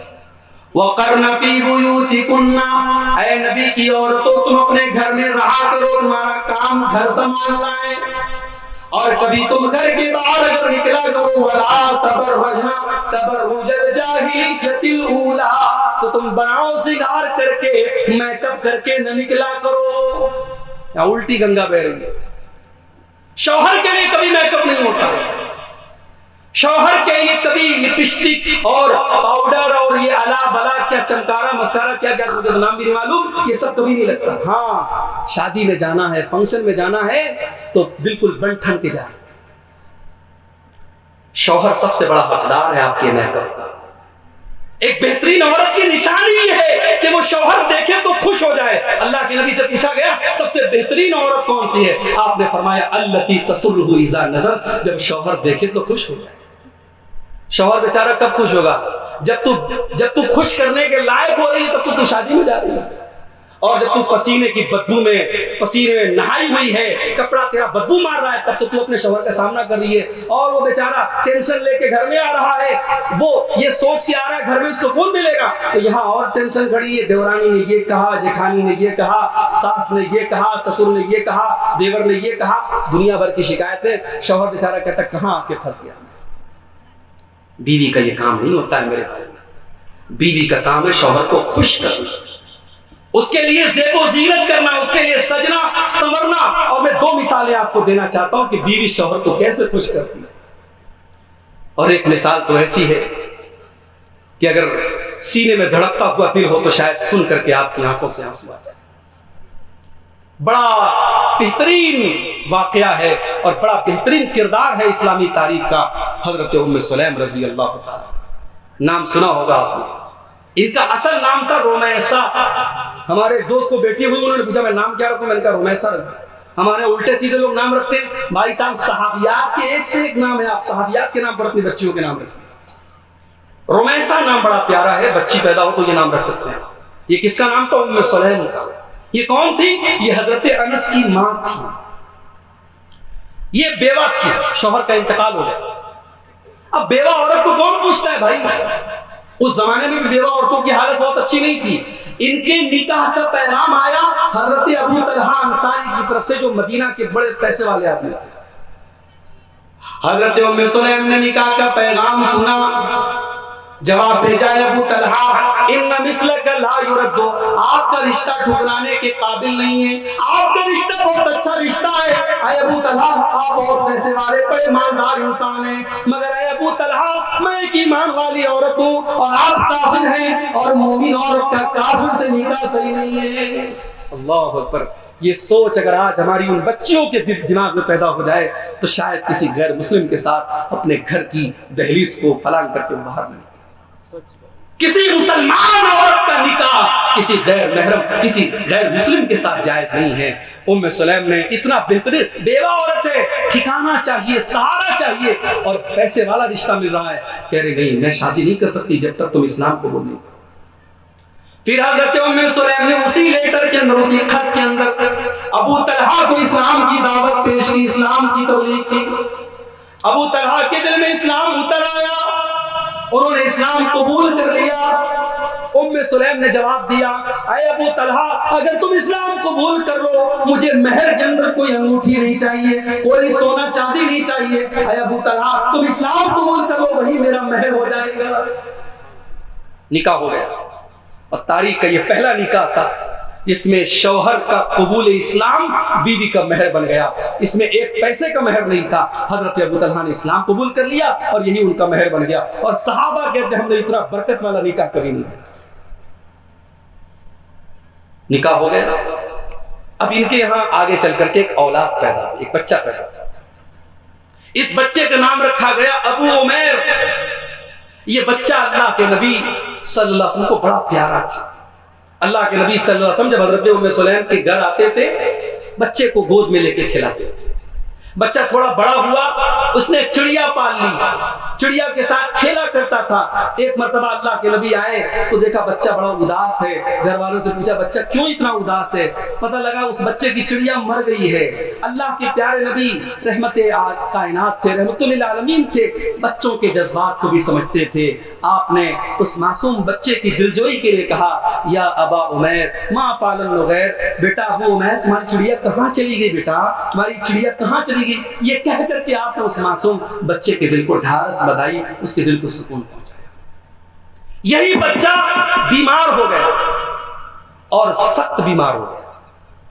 ابو طلحہ سفر میں جا رہے تھے، بیوی کو وصیت کر کے گئے کہ میرے بچے کا دھیان رکھنا، اس کے دوا علاج میں کوئی کمی مت کرنا۔ ابو طلحہ سفر میں ہیں، بچے کا انتقال ہو گیا۔ ام سلیم گھر والوں سے کہتی ہے خبردار آج شام کو بچے کے باپ گھر میں آنے والے ہیں، ابو طلحہ بچے کی موت کے بارے میں کوئی بتائے گا نہیں، میں بتاؤں گی سب سے پہلے۔ ابو طلحہ شام کو گھر آئے، آتے ہی پہلا سوال میرا بیٹا کیسا ہے؟ ام سلیم یہ نہیں کہتی بیٹا مر گیا، کہتی ہیں آپ کا بیٹا پہلے سے زیادہ سکون سے، جھوٹ بھی نہیں ہے، مر گیا بیچارہ، بیماری میں تڑپ رہا تھا، اللہ کیا پہنچ گیا، سکون سے تو آئی ہے۔ کہا اے ابو سلیم آپ کا، اے ابو طلحہ آپ کا بیٹا پہلے سے زیادہ سکون سے۔ اس کے بعد حدیث کے الفاظ ہیں فَتَزَيَّنَتْ لَهُ كَأَحْسَنِ مَا تَتَزَيَّنُ۔ ام سلیم اپنے شوہر کے لیے میک اپ کرتی ہے، سجتی ہیں، سنورتی ہیں۔ وہ میری پیاری ماں بہنوں، ایک ماں کا کلیجہ دیکھو، بچے کی لاش گھر میں رکھی ہوئی ہے اور اس بچے کی ماں اپنے شوہر کے لیے میک اپ کر رہی ہے، سج رہی ہے، سنور رہی ہے تاکہ باپ کی غم کو کچھ ہلکا کر دے۔ اپنے شوہر کے لیے سچی ہیں، صبرتی ہیں۔ اسی لیے حدیث میں یہ بھی آیا ہے کہ سفر سے آؤ تو، اس زمانے میں چونکہ موبائل کا دور نہیں تھا کہ سفر سے آپ انفارم کر دیں آج میں شام کو آنے والا ہوں۔ اللہ کے نبی نے صحابہ سے کہا کہ خبردار اچانک رات میں گھر میں مت آیا کرو۔ بیوی کس حال میں ہے، اس نے نہایا دھویا ہے کہ نہیں ہے، زیب و زینت اختیار کی ہے کہ نہیں ہے، اس نے زیر ناف بال وغیرہ صاف کیے ہیں کہ نہیں کیے ہیں، اچانک رات میں مت آیا کرو۔ آپ نے منع کیا تو صحابہ رات میں اچانک نہیں آتے تھے، دن میں مسجد میں 2 رکعت نماز پڑھ کے تب آتے تھے گھر میں۔ یہ دستور تھا، یہ نبی کی سنت تھی۔ ہاں آج کے زمانے میں چونکہ موبائل سے آپ انفارم کر سکتے ہیں تو کوئی مسئلہ نہیں۔ حضرت ام سلیم اپنے شوہر کے لیے میک اپ کرتی ہیں، سجتی ہیں، سنورتی ہیں، میاں بیوی کی ملاقات ہوتی ہے، بچے کا جنازہ رکھا ہوا ہے گھر میں۔ صبح ہوتی ہے، ام سلیم اپنے شوہر سے بڑے پیار سے، بڑی حکمت کے ساتھ بات کرتی ہیں۔ اے ابو طلحہ، اگر ہم نے کوئی سامان کسی سے ادھار لیا ہے، کسی سے عاریت کے طور پہ لیا ہے، امانت کے طور پہ لیا ہے، اور وہ سامان کا جو مالک ہے وہ سامان واپس مانگ رہا ہے، اے ابو طلحہ وہ سامان ہمیں دے دینا چاہیے یا برا ماننا چاہیے، ناراض ہونا چاہیے؟ کہا ہے اے میری بیوی، جب سامان کے مالک ہم نہیں ہیں، سامان کا مالک کوئی اور ہے تو سامان تو دے دینا چاہیے، یہی دستور ہے۔ کہا ہے میرے شوہر، آپ کا بیٹا بھی اللہ کی امانت تھا، اللہ نے آپ کے بچے کو اٹھا لیا ہے، آپ کا بچہ انتقال کر چکا ہے، کل سے اس کی لاش گھر میں رکھیے، جائیے اس کے کفن دفن کا انتظام کیجیے۔ اللہ، ابو طلحہ تو ہکا بکا ہے۔ انہوں نے کہا میرا بچہ گھر میں مرا پڑا تھا اور میں اپنی بیوی سے ملاقات کر رہا تھا۔ انہیں اتنا غصہ آیا، وہ اللہ کے نبی کے پاس آئے اور اللہ کے نبی کو پورا معاملہ بتایا۔ کہا ہے اللہ کے نبی میری بیوی نے ایسا ایسا کیا۔ اللہ کے نبی نے حضرت ام سلیم کے اس عمل پر شاباشی دی۔ آپ نے کہا واقعی انہوں نے بہت اچھا کام کیا، اللہ خوش ہوا ان کے کام سے، اور اللہ اس بچے کا نعمت بدل تم کو دے گا۔ یہ صبر کیا ہے جو ام سلیم نے، یہ صبر بیکار نہیں جائے گا۔ اور اللہ نے اس صبر کا ایسا بدلہ دیا، آگے چل کر کے ایک اور بچہ پیدا ہوا ام سلیم کے گھر میں جس کا نام عبداللہ تھا، اور وہ اتنا برکت والا تھا کہ جب وہ بڑا ہوا، اس کی شادی ہوئی، اس کے 9 بیٹے ہوئے، سب کے سب قرآن کے حافظ اور قاری اور عالم بنے۔ میرے بھائیوں، بیوی کا کام شوہر کو خوش کرنا ہوتا ہے، ام سلیم نے کر کے دکھایا۔ اور اپنے نبی کی زندگی کا وہ واقعہ یاد کرو کہ اللہ کے نبی کے اوپر قرآن کی پہلی وحی نازل ہوئی، قرآن کی پہلی وحی نازل ہوئی اور اللہ کے نبی کے کندھے پر نبوت کی ذمہ داری ڈالی گئی، اور آپ گھبرائے گھبرائے گھر آئے اور آپ نے کہا خدیجہ مجھے جلدی سے کمبل اڑا دو۔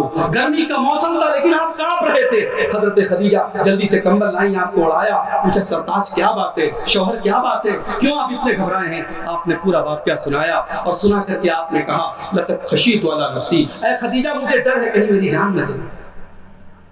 میری پیاری ماں بہنوں، بیوی کا کردار دیکھو کیا ہونا چاہیے۔ اللہ کے نبی بڑی پریشانی کے عالم میں، بڑی ٹینشن میں، آپ کو اپنی جان جانے کا خطرہ ہے، آپ کو اپنی زندگی کی جانے کا خطرہ ہے، لیکن ہم حضرت خدیجہ کیا فرماتی ہیں، اماں خدیجہ کیا فرماتی ہیں، کلا واللہ ما یخزیک اللہ ابدا، اے میرے سرتاج، اللہ تعالیٰ کبھی آپ کو رسوا نہیں کرے گا، کبھی آپ کو ذلیل نہیں کرے گا۔ انک لتصل الرحم وتکسب المعدوم وتقری الضعیف، اے میرے سرتاج، آپ تو غریبوں کے ماوا ہیں، آپ تو یتیموں کے ملجا ہیں، آپ تو بے سہاروں کے سہارا ہیں، اللہ کبھی آپ کو رسوا نہیں کرے گا۔ اگر اللہ نے یہ ذمہ داری آپ کے کندھے پر ڈالی ہے تو اللہ ضرور اس ذمہ داری کو پوری کرائے گا۔ یہ تھا ایک بیوی کا، بیوی کا کام ہے شوہر کو خوش کرنا، اور ایک اور کام ہے بیوی کا، شوہر کے گھر میں شوہر کی اجازت کے بغیر کسی کو انٹری نہ دے۔ اگر منع کر دے شوہر کی فلاں کو گھر میں داخل نہیں کرنا ہے تو نہیں کرنا ہے۔ اللہ کے نبی نے حجۃ الوداع کی خطبے میں فرمایا کہ یہ شوہر کا حق ہے بیوی کے اوپر، یہ شوہر کا حق ہے کہ بیوی گھر میں کسی ایسے انسان کو آنے نہ دے اس کی پرمیشن شوہر نے۔ اور شوہر کا پانچواں حق یہ ہے میرے بھائیوں کہ اگر شوہر کا انتقال ہو گیا تو بیوی 4 مہینہ 10 دن تک سوگ منائے۔ کسی اور مرنے والے کے لیے، کسی عورت کے لیے جائز نہیں ہے کہ وہ 3 دن سے زیادہ سوگ منائے، 3 دن سے زیادہ وہ اچھے کپڑے نہ پہنے، 3 دن سے زیادہ وہ زیب و زینت نہ کرے۔ مگر شوہر مر گیا ہے تو 4 مہینہ 10 دن تک اسے خوشبو نہیں لگانا ہے، اسے زیب و زینت نہیں کرنا ہے، اسے بہت چمکدار اور رنگین کپڑے نہیں پہننا ہے، اسے سمپل طریقے سے رہنا ہے، زیب و زینت سے دور رہنا ہے، اور بلا ضرورت اسے گھر سے باہر نہیں نکلنا ہے، جس کو ہم عدت کہتے ہیں۔ اس عدت کا پیریڈ اسے شوہر کے احترام میں گزارنا ہے۔ اب شوہر کا حق کیا ہے؟ شوہر کے اوپر بیوی کا حق کیا ہے؟ شوہر کے اوپر بیوی کی ذمہ داری کیا ہے؟ تو پہلی ذمہ داری مہر ہے۔ وَآتُوهُنَّ صَدُقَاتِهِنَّ نِحْلَةً، بیویوں کو ان کا مہر خوشی خوشی دے دو۔ یا ہمارے کتنے بوڑھے لوگ بیٹھے ہوں گے جن کی بیوی کا مہر 7.5 روپیہ ہوگا، آج تک نہیں دی ہوگی۔ 32.5 روپیہ کچھ لوگوں کا مہر ہوگا، آج تک بیوی کو نہیں دیے ہیں۔ جب بیوی مر جائے گی نا، اس کا ہاتھ پکڑ کے کہیں گے معاف کر دو۔ نہیں، مرنے لگے گی تب معاف کرائیں گے، اور اگر مرنے کے ٹائم معافی نہیں مانگ سکے تو مرنے کے بعد مولوی صاحب کے پاس آ کے پوچھیں گے، مولوی صاحب بیوی کا مہر نہیں دے پائے، اتنا پیسہ کمایا بیوی کا مہر نہیں دے پائے۔ اسی لیے اب ہم نکاح پڑھانے جاتے تو پوچھتے ہیں بھائی صاحب نگد ہے کہ ادھار ہے؟ نگد کو ہم ویلکم کرتے ہیں کہ آئیے پہلے آپ مہر دیجیے۔ بیوی کا سب سے پہلا حق، اور وہی آپ اسی کو زندگی بھر آپ دبائے رہتے۔ اچھا، بعض بیویاں بھی ڈرتی ہیں کہ مہر لے لیں گے تو بہت عذاب آ جائے۔ مہر کا پیسہ اگر شوہر دے دے بیوی کو تو بیوی ڈرتی ہے، ارے وہ تیرا حق ہے۔ اور جب مہر کی بات آئی ہے تو ایک بات اور سنو، مہر بہت بھاری بھرکم بھی نہ ہو، بہت ہلکا بھی نہ ہو، مہر میڈیم انسان کی حیثیت کے مطابق۔ اور بہت پیسے والا انسان ہے اور 1000-2000 روپے کا مہر ہے، یہ بھی مناسب نہیں ہے، اور غریب آدمی ہے لاکھ روپے کا مہر مانگ دو، یہ بھی ٹھیک نہیں ہے۔ مہر سامنے والے کی حیثیت کے حساب سے ہونا چاہیے۔ حضرت عمر فاروق نے اپنے دور میں خطبے میں کہا کہ اے لوگوں، مہر میں غلو مت کرو، مہر بہت لمبا چوڑا مت وعدہ کرو۔ اس امت کی سب سے بہترین عورتیں تمہارے نبی کی بیویاں تھیں، اور تمہارے نبی نے اپنی کسی بیوی کو اور اپنی کسی بیٹی کو 12.5 اوقیہ چاندی سے زیادہ مہر نہیں دیا۔ تو مہر میڈیم ہونا چاہیے، مہر میں کچھ بھی دیا جا سکتا ہے، یہاں تک کہ حدیث میں آتا ہے التمس ولو خاتم من حدید، لوہے کی انگوٹھی بھی دی جا سکتی ہے۔ یہاں تک حدیث میں آتا ہے کہ ایک عورت اللہ کے نبی کے پاس آئی اور آپ نے جب ایک صحابی سے ان کا نکاح کرنا چاہا تو صحابی سے آپ نے پوچھا اب معک شیء من القرآن، کیا تمہیں کچھ قرآن یاد ہے؟ صحابی نے کہا کہ ہاں اللہ کے نبی مجھے فلاں فلاں صورتیں یاد ہیں۔ آپ نے کہا جاؤ، میں نے اس عورت کے ساتھ تمہارا نکاح قرآن کی ان صورتوں کے بدلے میں کر دیا، تم اس کو یہ قرآن کی صورتیں سکھلا دینا، یہی مہر ہے۔ تو پہلا حق ہے مہر دینا۔ دوسرا حق نان و نفقہ، بیوی کا خرچ آپ کے ذمہ ہے، بیوی خود کما کے اپنا خرچہ اٹھائے یہ نہیں، بیوی کا خرچ آپ کے ذمہ ہے۔ بیوی کو اپنی حیثیت کے مطابق اچھا کھلاؤ، اچھا پہناؤ، یہ آپ کی ذمہ داری۔ اللہ کے نبی سے ایک صحابی نے پوچھا ہے اللہ کے نبی بیوی کا حق ہمارے اوپر کیا ہے؟ آپ نے فرمایا ان تطعمها اذا طعمت، جو کھاؤ اپنی بیوی کو کھلاؤ، وَتَكْسُوهَا إِذَا اكْتَسَيْتَ، جس لیول کا اور جس معیار کا کپڑا تم پہنتے ہو اس معیار کا بیوی کو بھی پہناؤ۔ ماشاءاللہ کپڑے کے معاملے میں تو عورتوں کا مقابلہ کوئی نہیں کر سکتا، ہم لوگ تو 1500 روپے میں نپٹ جاتے ہیں، ان کا تو 5000 سے شروعات ہوتی ہے ماشاءاللہ۔ تو آپ نے فرمایا جس معیار کا تم پہنتے ہو ان کو پہناؤ، وَلَا تَضْرِبِ الْوَجْهَ، اور کبھی چہرے پر مت مارو، کبھی اگر بیوی اتنی نافرمانی کرنے لگے کہ ہاتھ اٹھانا پڑے تو خبردار چہرے پر ہاتھ۔ یہاں ایک بات کی اور وضاحت کر دوں، نبی نے کہا چہرے پر ہاتھ مت اٹھاؤ، اس کا مطلب مارنے کی پرمیشن دے دی، کھلی چھوٹ دے دی، ایسا نہیں ہے۔ نبی نے مارنے کی اجازت دی ہے، مگر نبی نے خود کبھی کسی بیوی پر ہاتھ نہیں اٹھایا ہے، اور آپ نے ہاتھ اٹھانے والوں کو اچھا نہیں کہا۔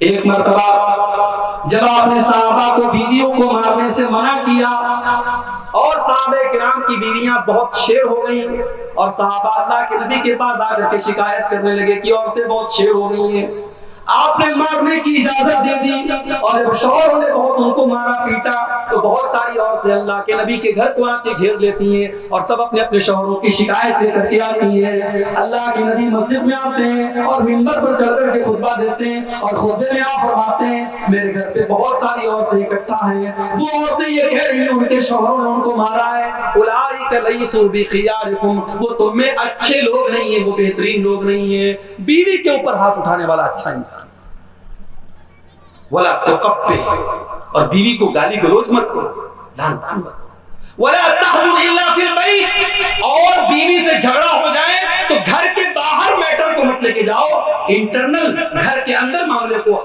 سلجھا لو، گھر کے باہر مت لے کے جاؤ۔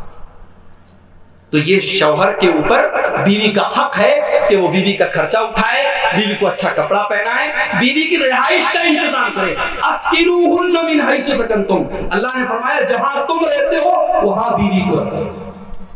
ایسے بھی کیس آئے ہیں، حیدرآباد میں ایسے کیس بہت ہو رہے ہیں، شوہر رہتا ہے سعودی میں، بیوی رہتی ہے حیدرآباد میں، 10 سال 15 سال زندگی کا بہترین ٹائم شوہر نے سعودی میں گزارا، بیوی کی پوری جوانی ختم ہو گئی شوہر کے بغیر، اور جب شوہر 45 سال کا 50 سال کا ہو گیا تب اسے خیال آیا مجھے دوسری بھی کرنی چاہیے۔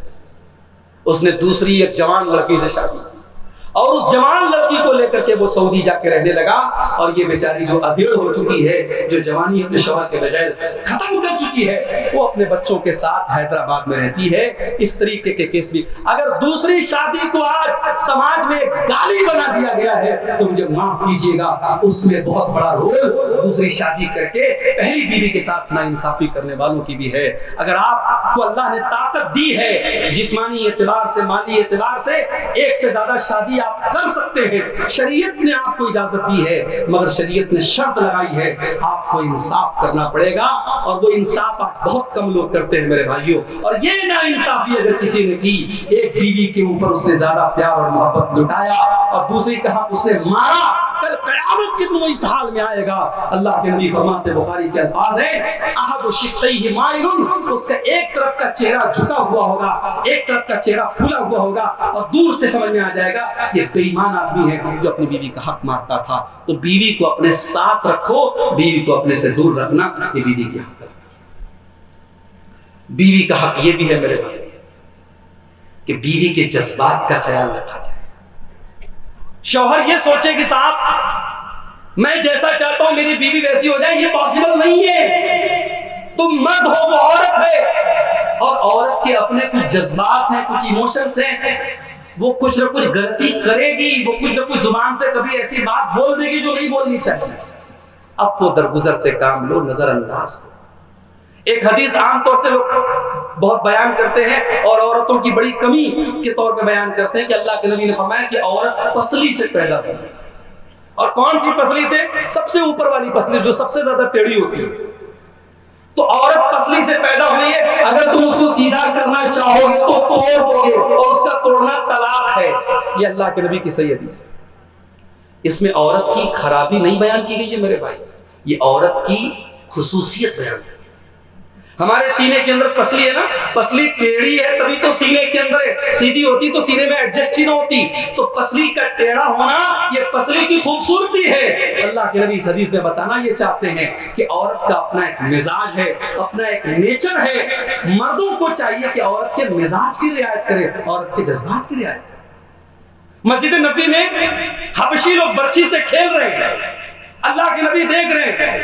اما عائشہ کی نظر پڑی، آپ نے کہا عائشہ تمہیں بھی دیکھنا ہے کیا؟ کہا کہ ہاں اللہ کے نبی کھڑے ہو گئے۔ اما عائشہ فرماتی ہیں میں نبی کے کندھے پہ سر رکھ کر کے حبشیوں کا کھیل دیکھ رہی، اور جتنی دیر تک میں کھیل دیکھتی رہی، میں جب تک تھک نہیں گئی اللہ کے پیارے حبیب وہاں سے نہیں آتے۔ اللہ اکبر۔ یہ ہے شوہر کا بیوی کو خوش رکھنا، بیوی کے جذبات کے احترام میں اللہ کے نبی اتنی دیر تک کھڑے رہے۔ یہ آپ نے امت کو ایک میسج دیا کہ اپنے گھر میں جلاد مت بناؤ، اپنے گھر میں اپنی یہ امیج مت بناؤ۔ جیسے بعض لوگ کہتے ہیں صاحب میری بیوی کی مجال کیا ہے کہ میرے سامنے جو ہے وہ ایک لفظ بول سکے، میں گھر میں آتا ہوں مونچھوں پر تاؤ دیتا ہوں تو میری بیوی کی گگی بن جاتی ہے۔ تو بھائی صاحب آپ انسان نہیں، آپ جنات ہیں، آپ اپنا ٹیسٹ کرائیں۔ जिन्नात में से हैं आप। इंसान के अंदर रहमत, मुरब्बत और अफ़्व दरगुजर की सिफत होनी चाहिए। एक बीवी का शौहर के ऊपर ये भी हक। तो ये शौहर और बीवी के हुकूक के ताल्लुक से बहुत सारी बातें आई, कुछ मुतफर्रिक बातें भी मैंने आपके सामने रखी हैं। अल्लाह से दुआ करते हैं रब्बुल आलमीन जो हम में से शौहर हज़रात हैं उन्हें अपने नबी की सीरत की रोशनी में बेहतरीन शौहर बनने की तौफीक अता फरमा। जो हमारी माएँ बहनें शादीशुदा हैं, अल्लाह उन्हें एक बीवी का किरदार निभाने की तौफीक अता फरमाए। जो हमारे नौजवान लाइन में लगे हैं और जल्द ही इंशाअल्लाह वो किसी के शौहर बनने वाले हैं, और जो हमारी बहनें किसी की बीवी बनने वाली हैं, अल्लाह इन आयात और इन हदीस की रोशनी में उन्हें अपने किरदार को अंजाम देने की तौफीक अता फरमाए। इस बेहतरीन प्रोग्राम को मुनक़्क़िद करने में जिन भाइयों का ताउन रहा, जिन भाइयों की कोशिश रही, मेहनत रही, महीनों से लगे रहे, अल्लाह उनकी मेहनतों को कबूल फरमाए। कल अभी दूसरा दिन इस प्रोग्राम का बाकी है, अल्लाह अमन और सलामती के साथ इस दूसरे दिन के भी प्रोग्राम को तकमील तक पहुँचाए। रब्बुल आलमीन हम सबको कहने सुनने से ज़्यादा अमल की तौफीक अता फरमाए। अल्लाह हमारे बीमारों को शिफा अता फरमाए। हमें से जो रोजी रोटी से परेशान है, अल्लाह उनके कारोबार में बरकत नसीब फरमाए। अल्लाह ईमान के साथ हम सबको दुनिया में जिंदा रखे और ईमान पर हम सबका खात्मा फरमाए। आमीन। रब्बना तक़ब्बल मिन्ना इन्नका अंतस समीउल अलीम वतुब अलैना इन्नका अंतत तव्वाबुर रहीम। व सल्लल्लाहु तआला अला नबीना मुहम्मद व आलिहि व सहबिहि अजमईन। वस्सलामु अलैकुम व रहमतुल्लाह।